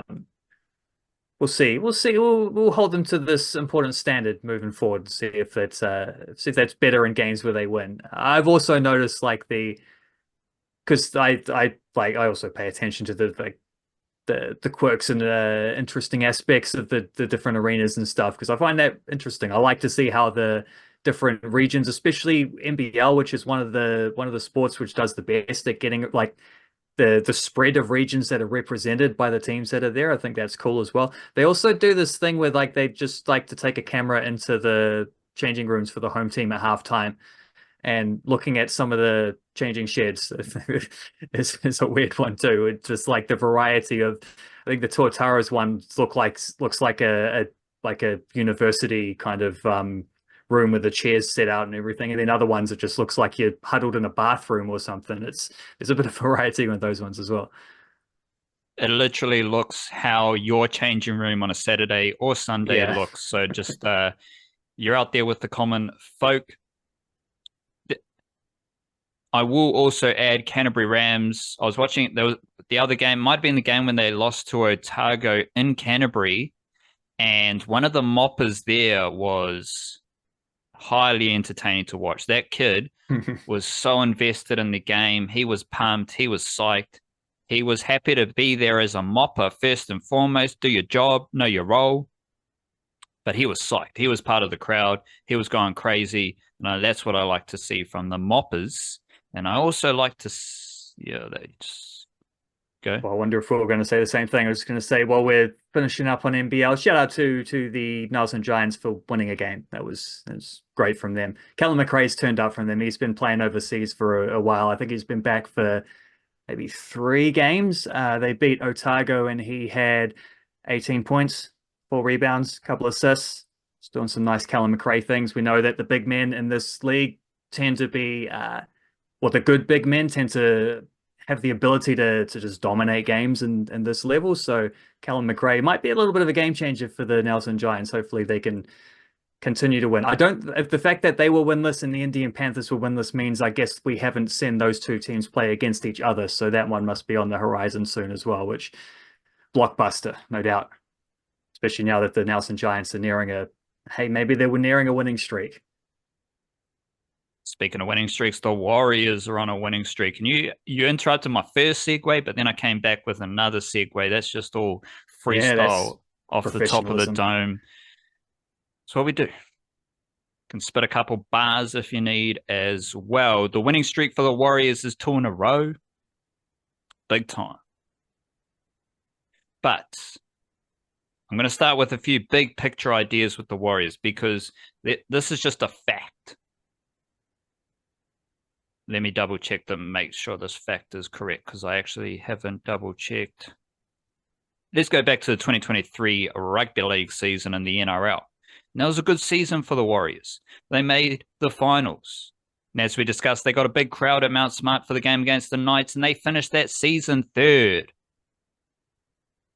So let's deal with some facts here because the Warriors in the 2 Andes era, the NRL team has been a top 4 team in 2.4 seasons. I'm not sure where the 4 came from, but like 2 1/4 seasons, 2 1/3 season.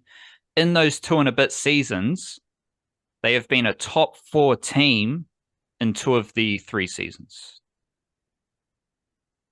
That math doesn't work, but you know what I'm saying. 3 years, and they are a top 4 team.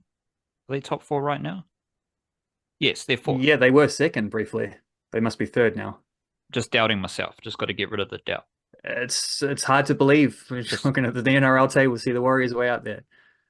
It's also just a lot of mindfulness doubt in your head that you got to double check, but you got to rise above it and believe in yourself and do your best. So the Warriors, 3 years under Andrew Webster, the NRL team is top 4 in 2 of the 3 years. The New South Wales Cup team is top 4 in all 3 years. And the under-17 Harold Matthews Cup team has made the grand final in 2 out of 2 seasons. That's just facts. You look impressed. And that's the point. Like, there's a lot of noise. There's a lot of like fluff. There's a lot of, again, you alluded to it. The Warriors, they're poking holes in their own stuff. Aussies do not care about Aotearoa in general. And this is actually good. Like, it's not good if we're dealing with another NRL team in New Zealand. We want some recognition from Australia because we're insecure about it. Like, none of Australia not caring about Aotearoa helps in those regards. But as far as the Warriors creeping under the radar as an organization, Australia not giving a shit about Aotearoa is good. Because when you deal in those facts, it's pretty impressive what the Warriors are doing as an organization. And the blip last season, where the Warriors did not make the finals, that was balanced out by the under-17 team winning the Harold Matthews Cup Grand Final. That was balanced out by a second consecutive New South Wales Cup season in which the Warriors were one of the best teams. And think about the change of players that we have experienced in these 3 years. The change of players at the NRL level, the change of players at the New South Wales Cup level, because all the youngsters who played in the first 2 seasons, now they're playing NRL, and you still have a high turnover at the under-17 level, but there is a solid thread of success, of winning across those 3 grades. And that, of course, not talking about SG Ball, not talking about Jersey Flegg, because I'm being selective, and that's what I can do. But if we just boil it down to those 3 competitions, it's very impressive what the Warriors are doing. And that's something I'm tracking, because everything I read, like whether it's there was a yarn on NRL.com about Jackson Goforth, there was another yarn about Aaron Clark. They are very happy at the Warriors. What does Shans Nickel-Crockstar do? He re-signs. What does Tana Boyd do? He comes to the Warriors to play reserve grade. Like, everywhere you look, everyone is happy to be at the Warriors. They are happy to come to the Warriors. They are happy to stay at the Warriors. Something good is happening at the Warriors when you take in all that information. And that's what I'm pondering right now. And after the win against the Knights, I'm also pondering how the Warriors, they had those 3 wins where they were playing the long game. They were winning late. They won late against the Seagulls. They won late against the Roosters. They won late against the Tigers. They kind of just battled through, got to played their style of footy. They did what they wanted to do, and they were rewarded late in the game. This is sounding very Auckland FC. Until the last 2 weeks. Because after the loss against the Storm, then they had their win against the Broncos, and then they defeated the Knights. The Warriors, I don't think, played very well in either of those games. To the point where the Knights were able to score tries against the Warriors. And the Knights suck. The Knights are not very good at NRL Rugby League right now, but they still scored tries against the Warriors. And I was like, surely. Same against the Broncos. The Warriors, they were the better team, but they had so many mishaps where you're like, surely the Warriors aren't going to lose this game against the Broncos. Because that's what the Warriors used to do. They would lose those type of games. It was less prevalent. It was less obvious. It was less of a feeling against the Knights, but it was still there. It was like, surely the Warriors won't lose this game against the Knights, because the Knights suck. The Knights suck so much. And I actually raised my concerns about the Knights a few weeks ago. We're talking about the most concerning Kiwi sports teams, and the only rugby league team I talked about was the Knights, because they love New Zealand. They love Kiwi-NRL juniors. They recruit so much from New Zealand, but their NRL team sucks. And somehow the commentators in that game, it's like great kick chase from the Knights. Or if you just listen to the commentators in that game, the New Zealand commentators, you would have thought the Knights were really in the mix. You would have thought the Knights were a top 8 team, posing a threat. Kalen Ponga, the most dangerous player in the NRL. None of that was happening. But they did still score tries against the Warriors, which is to say the Warriors were the better team, but they weren't dominant. They didn't dominate the game. They still invited the Knights into the contest. They still had lapses. They still had mishaps. But they won. In the last 2 games against the Broncos and Knights, the Warriors, they should have won, but they almost lost to varying degrees. Much closer against the Broncos, still a bit iffy against the Knights. Those are the games that the Warriors used to lose. And those are the games that tell me that there's just a little bit of grit, a little bit of mana there, and especially when they won those 2 games without James Fisher-Harris. Because James Fisher-Harris got injured against the Storm, I believe. So I can, the control, the physical control, winning the ruck, the repeat efforts, with and without the footy, the intimidation, the bullying that you could see against the Seagulls, the Roosters, and then the Tigers, to me, that is led by James Fisher-Harris.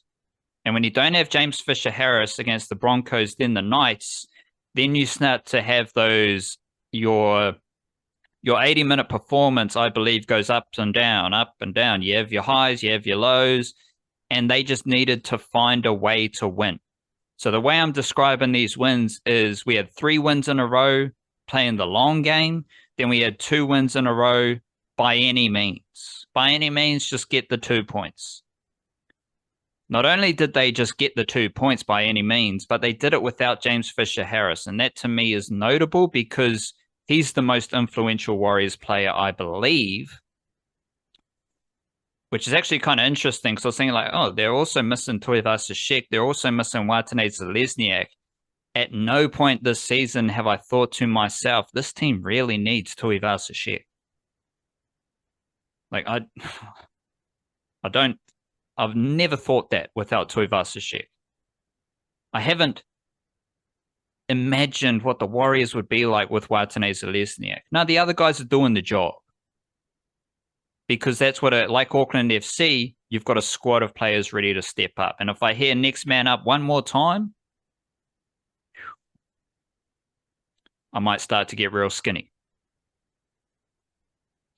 But the Fisher-Harris absence feels more notable. But as we've seen under Andrew Webster, whether it was playing without Sean Johnson, whether it's playing without Tohu Harris, whether it's playing without Dylan Walker now as well, whereas playing without Adam Whanua-Blake last season, the Warriors have the squad, the mentality, the skill, everything else you need to win games without those players.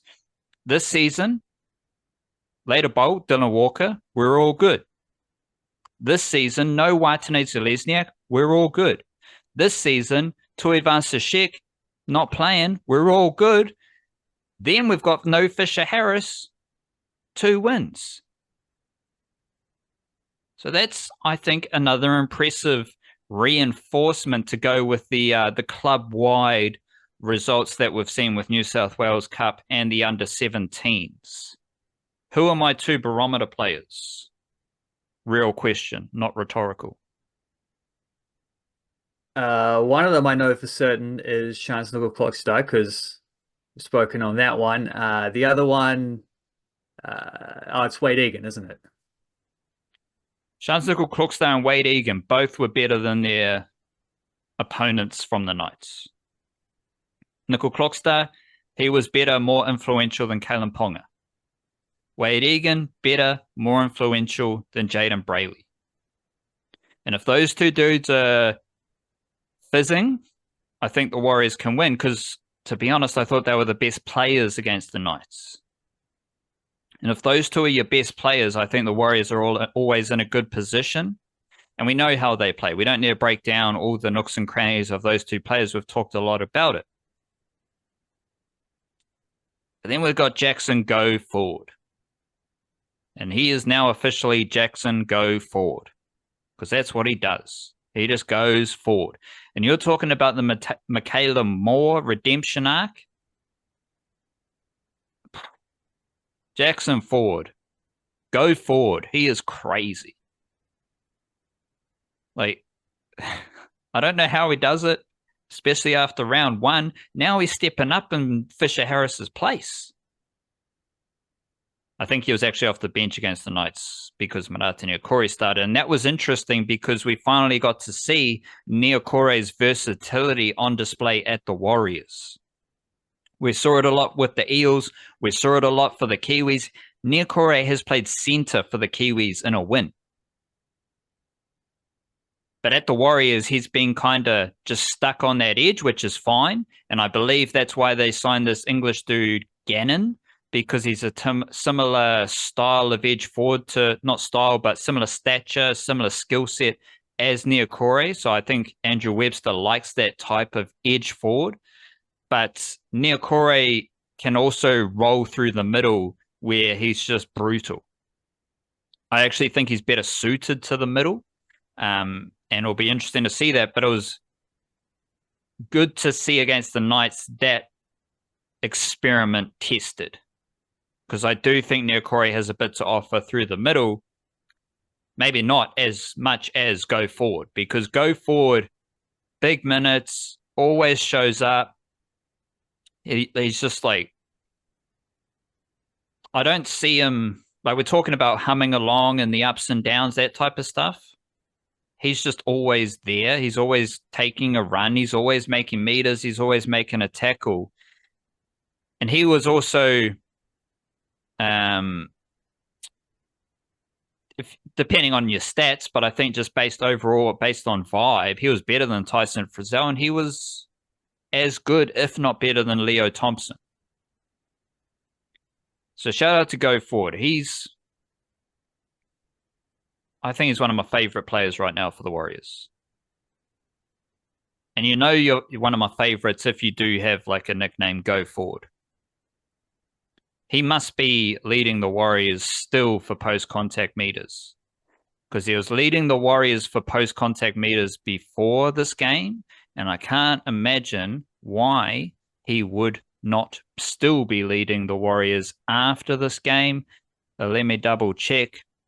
Jackson Forward, a.k.a. Go Forward. He is 17th in the NRL for post-contact meters. He has 432 post-contact meters. Next best, Aaron Clark on 389.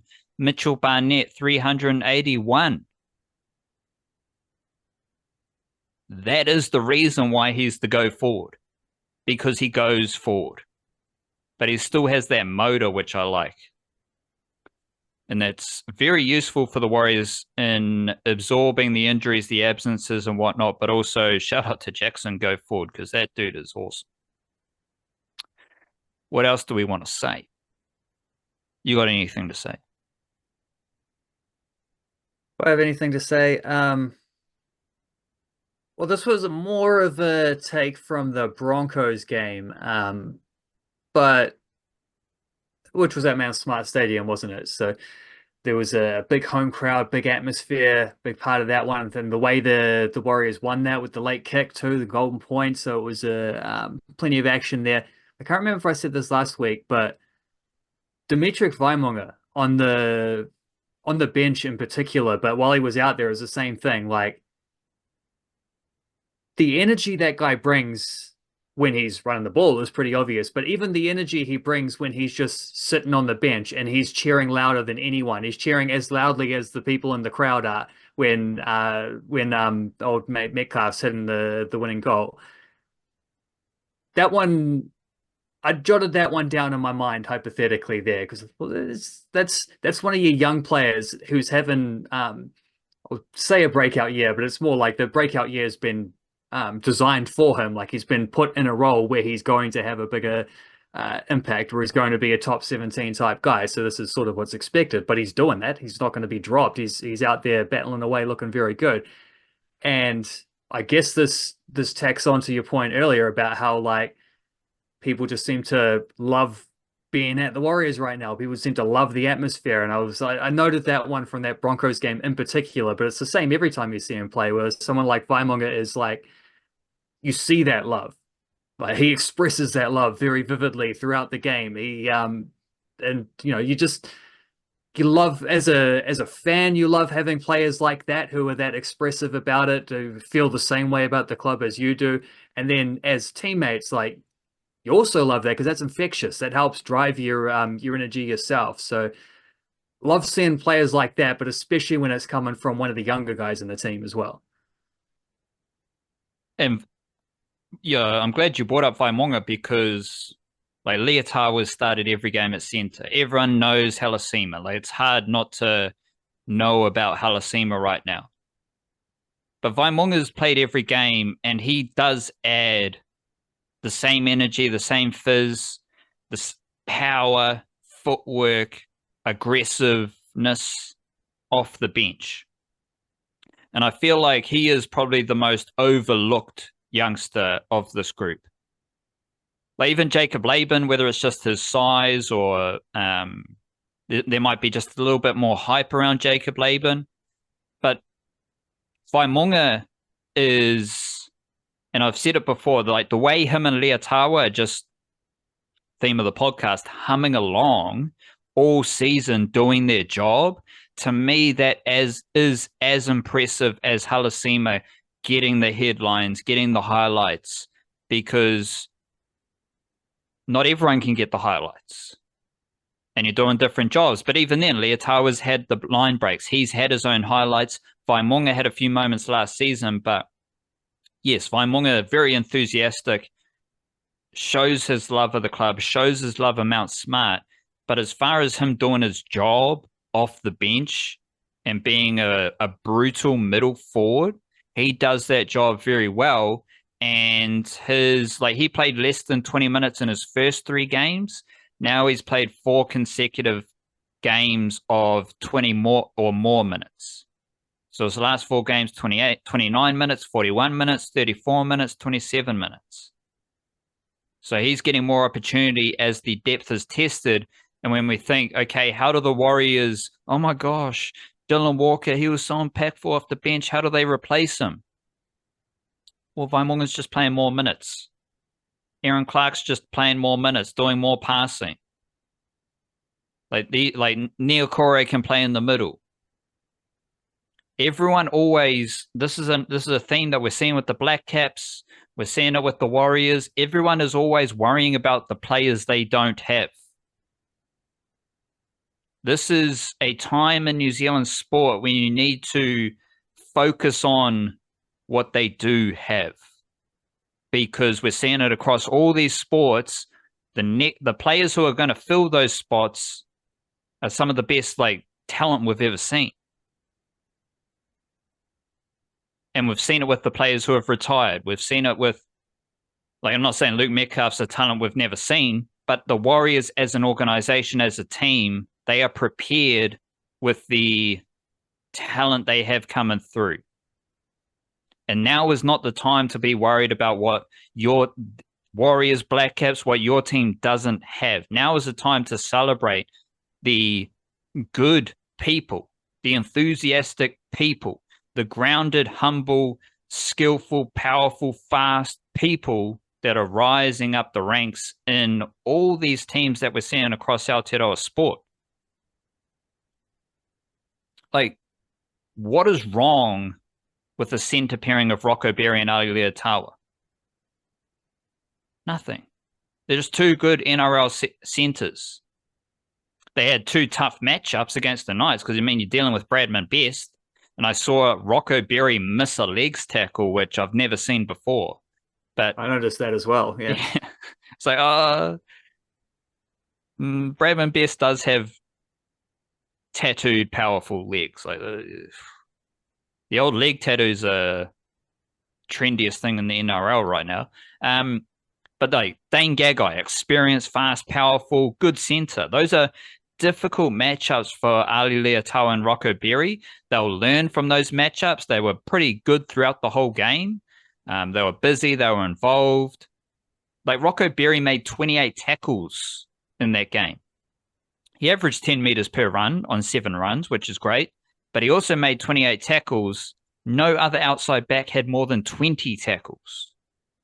So you can look at the missed tackles, but you can also look like this is a young centre who is still learning about rugby league, who is just always ripping in. He's always involved. He's going to have a crack at tackling Bradman Best around the legs. And we all know what Ali Leotawa can do. To me, this is the best centre pairing the club has. Like, it's just pure centres. Those are the two dudes I want in the centres every single game. And again, talking about a fantastic club, fantastic organisation, Adam Pompey loves to be at the Warriors. So he's not really bothered whether he's playing wing or centre. He just wants to be there playing with the boys, getting the job done. He can play centre at a very good level, I believe. He can play wing. He can probably come off the bench. He's there to serve the Warriors. And those are the type of people that make the Warriors such a fun organisation right now. And also like Taine Tuapiki. I'll elaborate on Taine Tuapiki even more in a jiffy, but he's played on the wing. He's doing his job on the wing. Is he as good a rugby league player as Roger Tuivasa-Sheck? Probably not.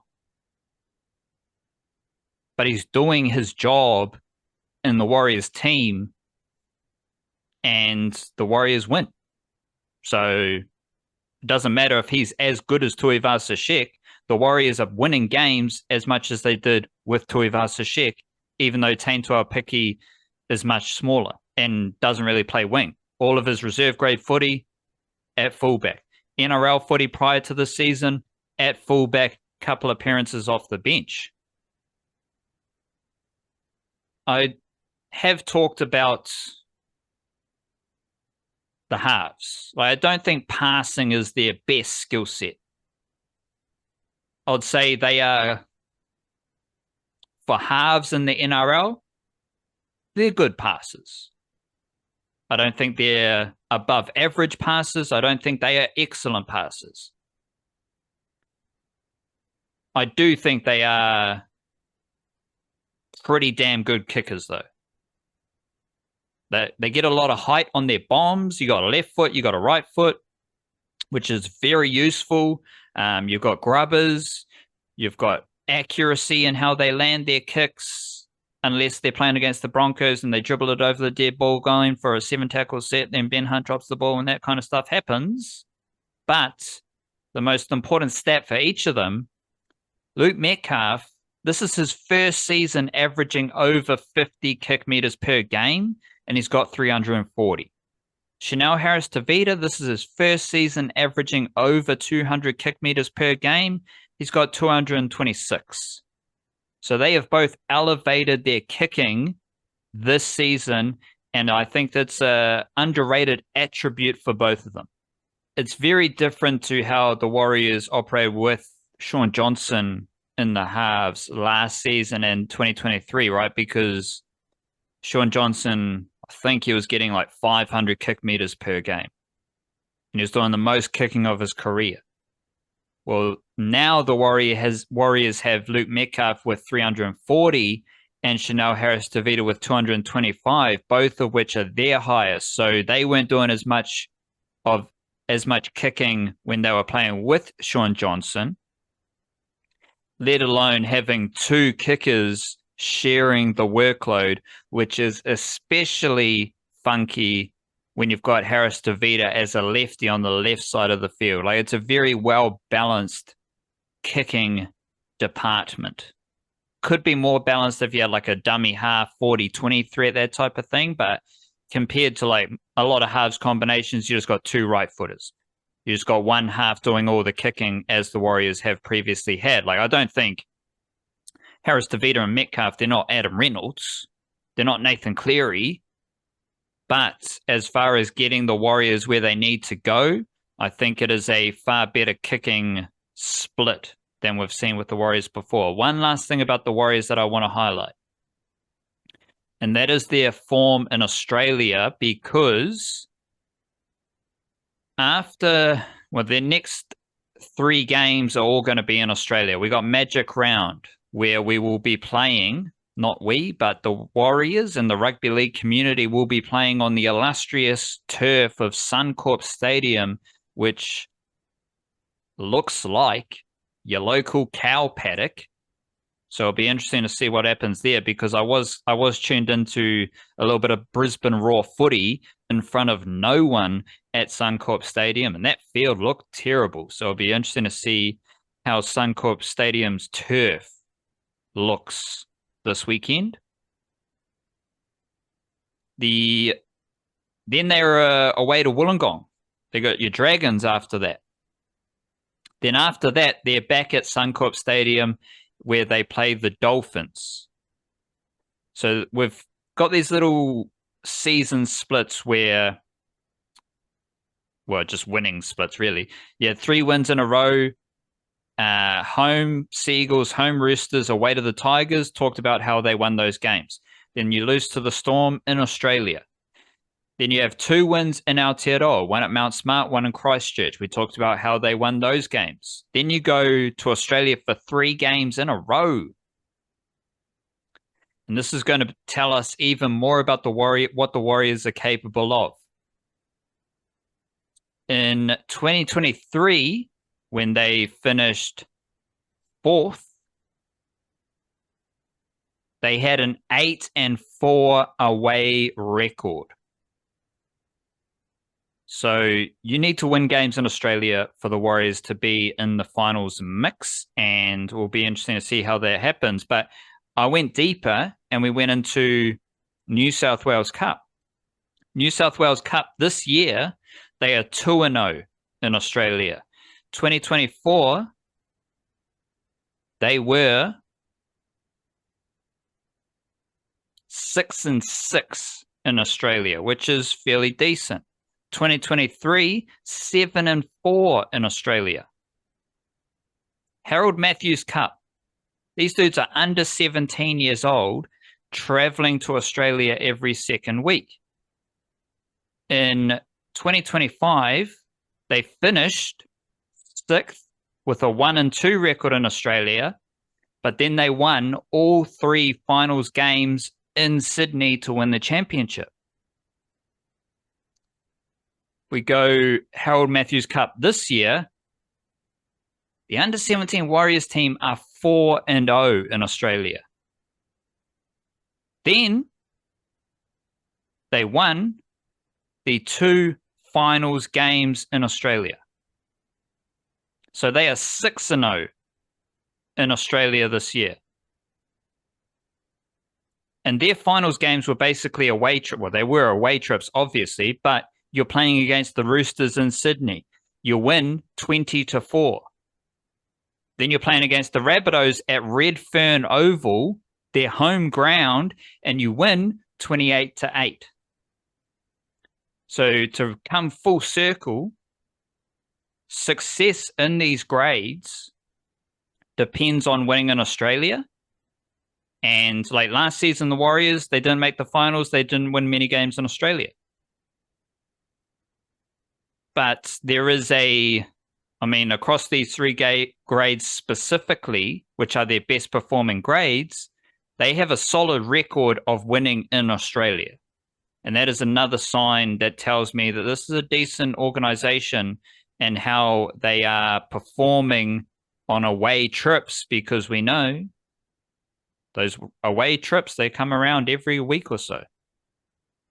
One last rugby league thing to finish. I did whip up a NZ Kiwis Anzac Test team. Parameters, you need to be playing last weekend. You need to be playing NRL on Anzac round, so then you could then play my imaginary Anzac Test on Anzac round. Fullback. And, of course, I'm using some of my superhuman powers to assess eligibility. Fullback, Shantikal Kroksta. Wingers, Jermaine Isako, Ronaldo Mulitalo. Centres, Matthew Tomoko, Sebastian Chris. Halves, Jerome Hughes, Dylan Brown. Hooker, Phoenix Crossland. Middles, Joseph Tapane, Leo Thompson, Nofahu White. Edges, Britton Nakora, Marata Niokore. Bench, Cody Nikarima, Griffin Neem, Aaron Clark, and Xavier Willison. In my squad, we are carrying Taintua Piki, Jesse Arthurs, Ali Leotawa, who's also eligible for Samoa, Casey McLean, Isaiah Papali'i, and Scott Sorensen. Notable players who are out injured: Keanu Kinney, Will Warbrick, Cook Islands International KL Iro, Kieran Foran, Jeremy Marshall King, Brandon Smith, James Fisher Harris, Jordan Ricky. Kiwi-NRL juniors I didn't consider because they're probably going to stick with Samoa or Tonga. Dean Mariner, Chanel Harris-Tavita, Leka Halasima, Siwa Wong, Salisi Foketi, and Satili Tupanuia. From that team, I have the best Kiwi-NRL player, the best NZ Kiwis player, whatever you want, whatever umbrella you want to bucket, you want to put it in. Joseph Tapane. That dude is amazing every single week for the Raiders. Absolute beast in the middle, offloads, mobility, ruthless aggression. He is amazing. He is my best player from Aotearoa right now. And then we got two emergers. I did include Xavier Willison in my Kiwis team. I think he deserves to be there, especially now that he's played a few games at edge forward for the Broncos. So then you can have him on the bench for the Kiwis team and he can cover edge forward. Because I don't know if Marata Niokore is an 80-minute edge forward. So if I'm selecting Marata Niokore to play edge forward for the Kiwis, you need cover on the bench. Papali'i's not in great form with the Panthers struggling. Willison, he gets the spot. He's my best riser this season. And then also shout out Taintua Piki. I think Taintua Piki is my other notable riser. Not quite in the top team, but if Shans Nickel Clockstar's out injured, Keanu Kinney's out injured, then I'm going Taintua Piki as my fullback. And he has been very impressive on the wing, as we talked about. Also, shout out to Sebastian Chris. Good form, good mahi for the Raiders, and he's already represented Aotearoa Kiwis, which we love to see. Let's have a bit of a net session here to finish the podcast, bit of cricket chat. Shout out Gilson Fernandez. I see you on the YouTube. You wanted us to talk about the Blackcaps coaching situation, which all reports suggest that it's going to be Rob Walter as the white ball coach and Gary Stead as the test coach. Not too fussed about that. I think I just think that might be the best case scenario. I don't really see the need. You can do whatever you want with the coaches. It's like the people after the Raiders loss, where we were talking about like how shit Jackson Go Forward is. There were news reports like, is the co-captaincy working for the Warriors? Why they need one captain? It's like, that's not important. I don't care how they split up the coaching. I don't have an opinion on what is the best scenario. I don't care. So whatever they deem fit, and again, as I've written most weeks in the newsletter, I trust New Zealand cricket. New Zealand cricket are a good organisation. I believe they are the best sporting organisation in Aotearoa. So I trust them to make the right decision, unless it's investing in America, especially American cricket. but maybe just America generally as a country. I trust them to make the right coaching decision, and they know far more about the schedule, the landscape, the workloads, and all that stuff than I do. Rob Walter, he's got history in Aotearoa. He's kind of from Aotearoa right now, South African who moved to Aotearoa. And he has experience as a South African white ball coach, so he's actually done that job before. And people hate Gary Stead, even though he's done a good job. And if the players are happy with Gary Stead, I don't see any need to shuffle him away. So if the best thing is to keep him on as the test coach and keep that cohesion, that's all good. I have no issues with that. To be honest, I don't have any strong opinions other than New Zealand cricket is a very good organisation. New Zealand cricket cannot afford to make Stephen Fleming the Blackcaps coach. They cannot afford to make Daniel Vittori the coach. They can't afford to make Brendan McCullum the coach. That's all good. You got to find other ways. That's how us Kiwis operate. We find other ways to be world class regardless of the resources. And I think they're going to do that with something else I've noticed about New Zealand cricket is the coaching development. There are development pipelines for the men and the women, but there's also a coaching development pipeline where you've got coaches of the domestic circuit. You've got someone like BJ Watling just doing great work with Northern Districts. But then you've just got something quirky that pops into my mind, like the North-South series. They had Reese Morgan, a South Island coach from Canterbury, coaching the North Island team. They had Donovan Grobler, a North Island coach from Auckland, coaching the South Island team. That's just a nice, nifty way of helping the coaches expand with new players, helping the players learn about different coaching. It's just a good decision to make. And there's a lot of good coaches in Aotearoa. The Blackcaps coaching staff changes every couple of months. Luke Ronke might take over to give Gary Stead a rest. They might bring in Rangana Herath to be their spin coach for India. They're very fluid with the coaching staff, as another little observation about how New Zealand cricket coaching operates. Yeah, I certainly wouldn't have a problem with a Walter Stead sort of tag team duo there. I think it makes a lot of sense to have the white ball, red ball split. I understand financially why you might not want to pay two coaches where you could have one, but I mean, you adjust accordingly. I think what'll be quite interesting is how they do that, like batting, bowling, fielding type coach stuff. Do they become specialized with each format, or do you have the same assistants? Because if you're the same assistants, if Luke Ronke's working with all formats as an assistant coach, then the idea that you lose out on sort of on consistency, or lose out on having that kind of what do you call it? Just the same voice being sort of overseeing everything from all aspects of Blackcaps cricket.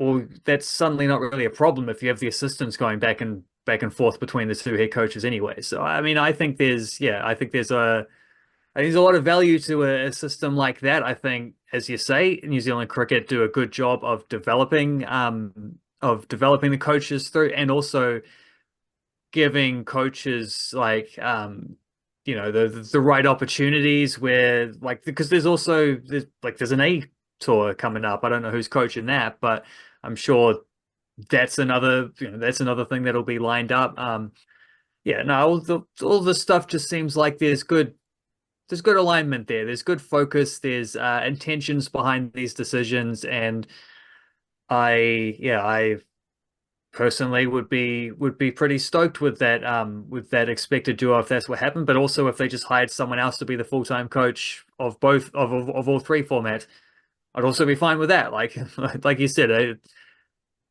you can trust, based on decisions that have been made in recent times, you can trust that the the intentions are correct. If the intentions are correct, whatever decision you come to, you're going to be still giving your team the best chance to be the best version of themselves. So that's fine. That's all it needs to be. The New Zealand A team will be led by the greatest cricket coach New Zealand has ever seen. And I'm not talking about Craig McMillan. Oh, I thought you might have been. I am talking about Bobby Carter. So shout out Bob Carter. Right. I don't mind him in this role. He's like the White Ferns experience wasn't flash, but he's whatever. You've also got Paul Wiseman and Ben McCord, who is a former Otago Volts assistant coach. So I'm not too like this doesn't. I'm not reading too much into the coaches of this tour, this level.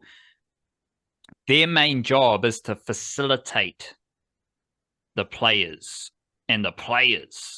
for this New Zealand A tour of Sri Lanka, where we have 3 50-over games and 2 4-dayers. So again, there's no T20s here. We're playing development cricket. So we are playing 4-day cricket. We are playing 1-day 50-over cricket. And I think they went to India in 2022, but there was a home and away A series against Australia. Was the last one, I think, which was fantastic because that was a big thing for me, was seeing Will O'Rourke perform well against Australia A, home and away. That was a big observation point for me. But the A tours, they usually go to foreign conditions. I broke up the A squad in this way in the newsletter yesterday. So older Blackcaps, players who are a bit older who have played for the Blackcaps. Ben Lister, Dean Foxcroft, Josh Clarkson, Nick Kelly. Younger Blackcaps, Adi Ashok, Mitch Hay, Zach Folks, Muhammad Abbas, Reese Mariu. Older emerging players, Joe Carter, Jaden Lennox, Dale Phillips. Younger emerging players, Matt Boyle, Christian Clark, Curtis Heafy. This is a sign of Aotearoa's depth because, like, Bevan Jacobs, he's in the IPL. Ben Sears is playing county championship cricket. Like, there's a lot of guys who are unavailable for an A tour because they're playing cricket in the winter, in the autumn. But also you've got nice, really, again, the veteran kind of presence. Jaden Lennox is an interesting one. Lefty spinner, whose best format is Super Smash T20 cricket, but it'll be interesting to see how he goes if he does play the 4-days. Obviously, we'll get deeper into this as this tour goes along. Joe Carter, he's been on a lot of A tours, I think. So he's just always there. Very good batter who every summer he looks more and more like Kane Williamson, which is always a bit weird. But, I mean, they're both from Tauranga, so they're both, fantastic player to copy. Ben Lister's back in the mix. Lefty seamer, good to see him there. Dean Foxcroft deserves a crack. Josh Clarkson deserves a crack. And then you got Matt Boyle, Christian Clark, Curtis Heafy. Matt Boyle, best Super Smash batter, so obviously a lot of folks know about him. Really good to see Christian Clark and Curtis Heafy there as two youngsters that folks might not know so much about. Christian Clark, seamer for Northern Districts, good batter for Northern Districts, who just plays all 3 formats and always seems to take wickets. Like he doesn't seem to bowl very super duper fast, bit of heavy ball type of stuff, good bounce, but he's always on a good length, nibbling the ball around. And Curtis Heafy, probably the best youngest batter in Aotearoa, and I think Curtis Heafy will also be the backup wicketkeeper behind Mitch Hay.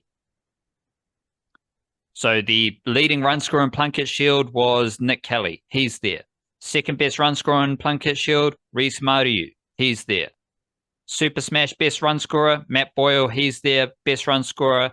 in Ford Trophy. Curtis Heafy, he's there as well.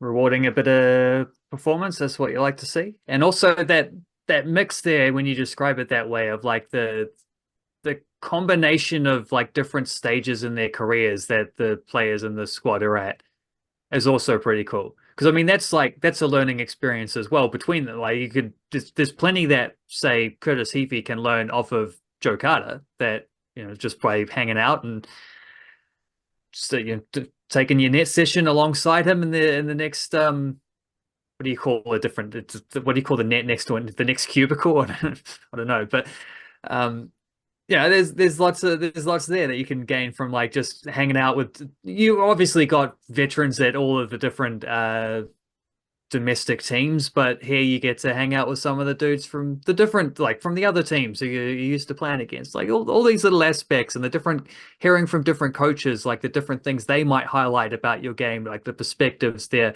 playing in different countries, playing the different format. Like all this stuff is very good. I like the A system that New Zealand cricket have built up over the last like 5+ years has probably been one of their most successful elements, I'd imagine. Like, because this isn't necessarily, it's not necessarily what everyone else does, but it's like it's a program that New Zealand cricket have figured out that works for New Zealand cricket. Like it's sort of tailor-made for the unique challenges that we have, being from the smallest cricket playing nation and also one that's relatively far away. Like, and they've come up with something that works, which is consistently helping develop players further, developing the best and the brightest of the domestic players, giving them a bridge leading into international stuff. Most of the Blackcaps that we talk about, when the Blackcaps are playing full-time, played A cricket before they played for the Blackcaps, or relatively concurrently. Like it's a proven strategy at this point. It's one that New Zealand cricket kind of just figured out the best way to make this work, and it does work. Yeah, in each of those 4 categories that I've got, there's at least 3 players in each category.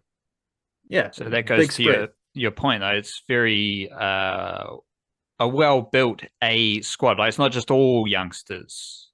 It's not just like, oh, these are the senior guys who are a tier below Blackcaps.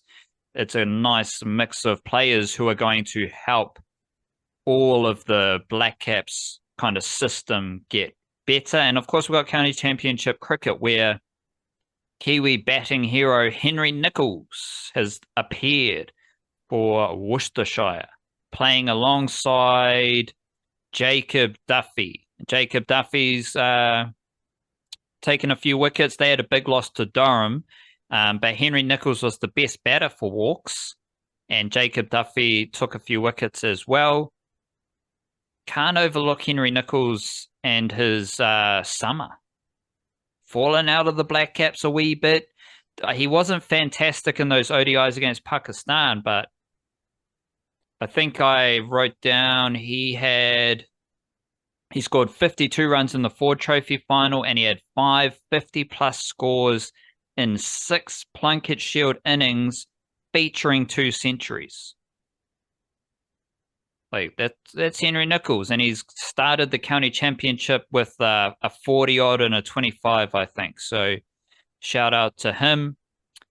Susie Bates is playing for Durham in the women's competition. She had a big score in the first game, didn't do much in the second game, but she did take a wicket with her dibbly dobblers. We might see, like, not every team was playing in the latest round of county championships. I think like Matt Henry's injured, Tom Latham's injured, so hopefully they can get back into the mix. Nathan Smith has not appeared yet. I think he's with Surrey. And we don't necessarily have a standout. Like Logan Van Beek's probably the best, but there's no bowler averaging below 30. And there's not many batters involved at the moment, but the best batter is Logan Van Beek. Oh, Henry Nicholls is better. Shout out to him. Can't forget about him. But Logan Van Beek more runs with a higher average and a higher strike rate than Henry Nicholls so far. Well, it sounds like the best batter is Susie Bates on the women's side of things, perhaps. Is she the only one of the White Ferns doing this kind of? And I assume that's one-day cricket, not 4-day stuff. Yes, she is the only New Zealand women's player, and it is one day but it's still it is under the county championship umbrella. Yeah. So that's useful. Would love to see more Kiwis involved, but as we saw with Henry Nicholls, anything can happen. You know, these players can pop up in county championship cricket at any moment. And I did run the news that 4 players I would love to see. Like if I saw these players in a county championship women's scorecard, I'll be like, yo, here we go. Eden Carson, Jess Kerr, Bella James, and Bree Illing. All 4 of them, I think, are good enough to play county championship cricket on the women's side, first and foremost. And I think it will be highly beneficial development for them, especially Bella James and Bree Illing. Like I think they could get a lot of confidence and a lot of juice, again, using that word, playing in England and performing well, given what they do. Bree Illing, pretty quick lefty seamer, and Bella James, she showed that she scores very quickly as in her limited samples for the White Ferns. And that is an absolute monster of a podcast. That's what we do.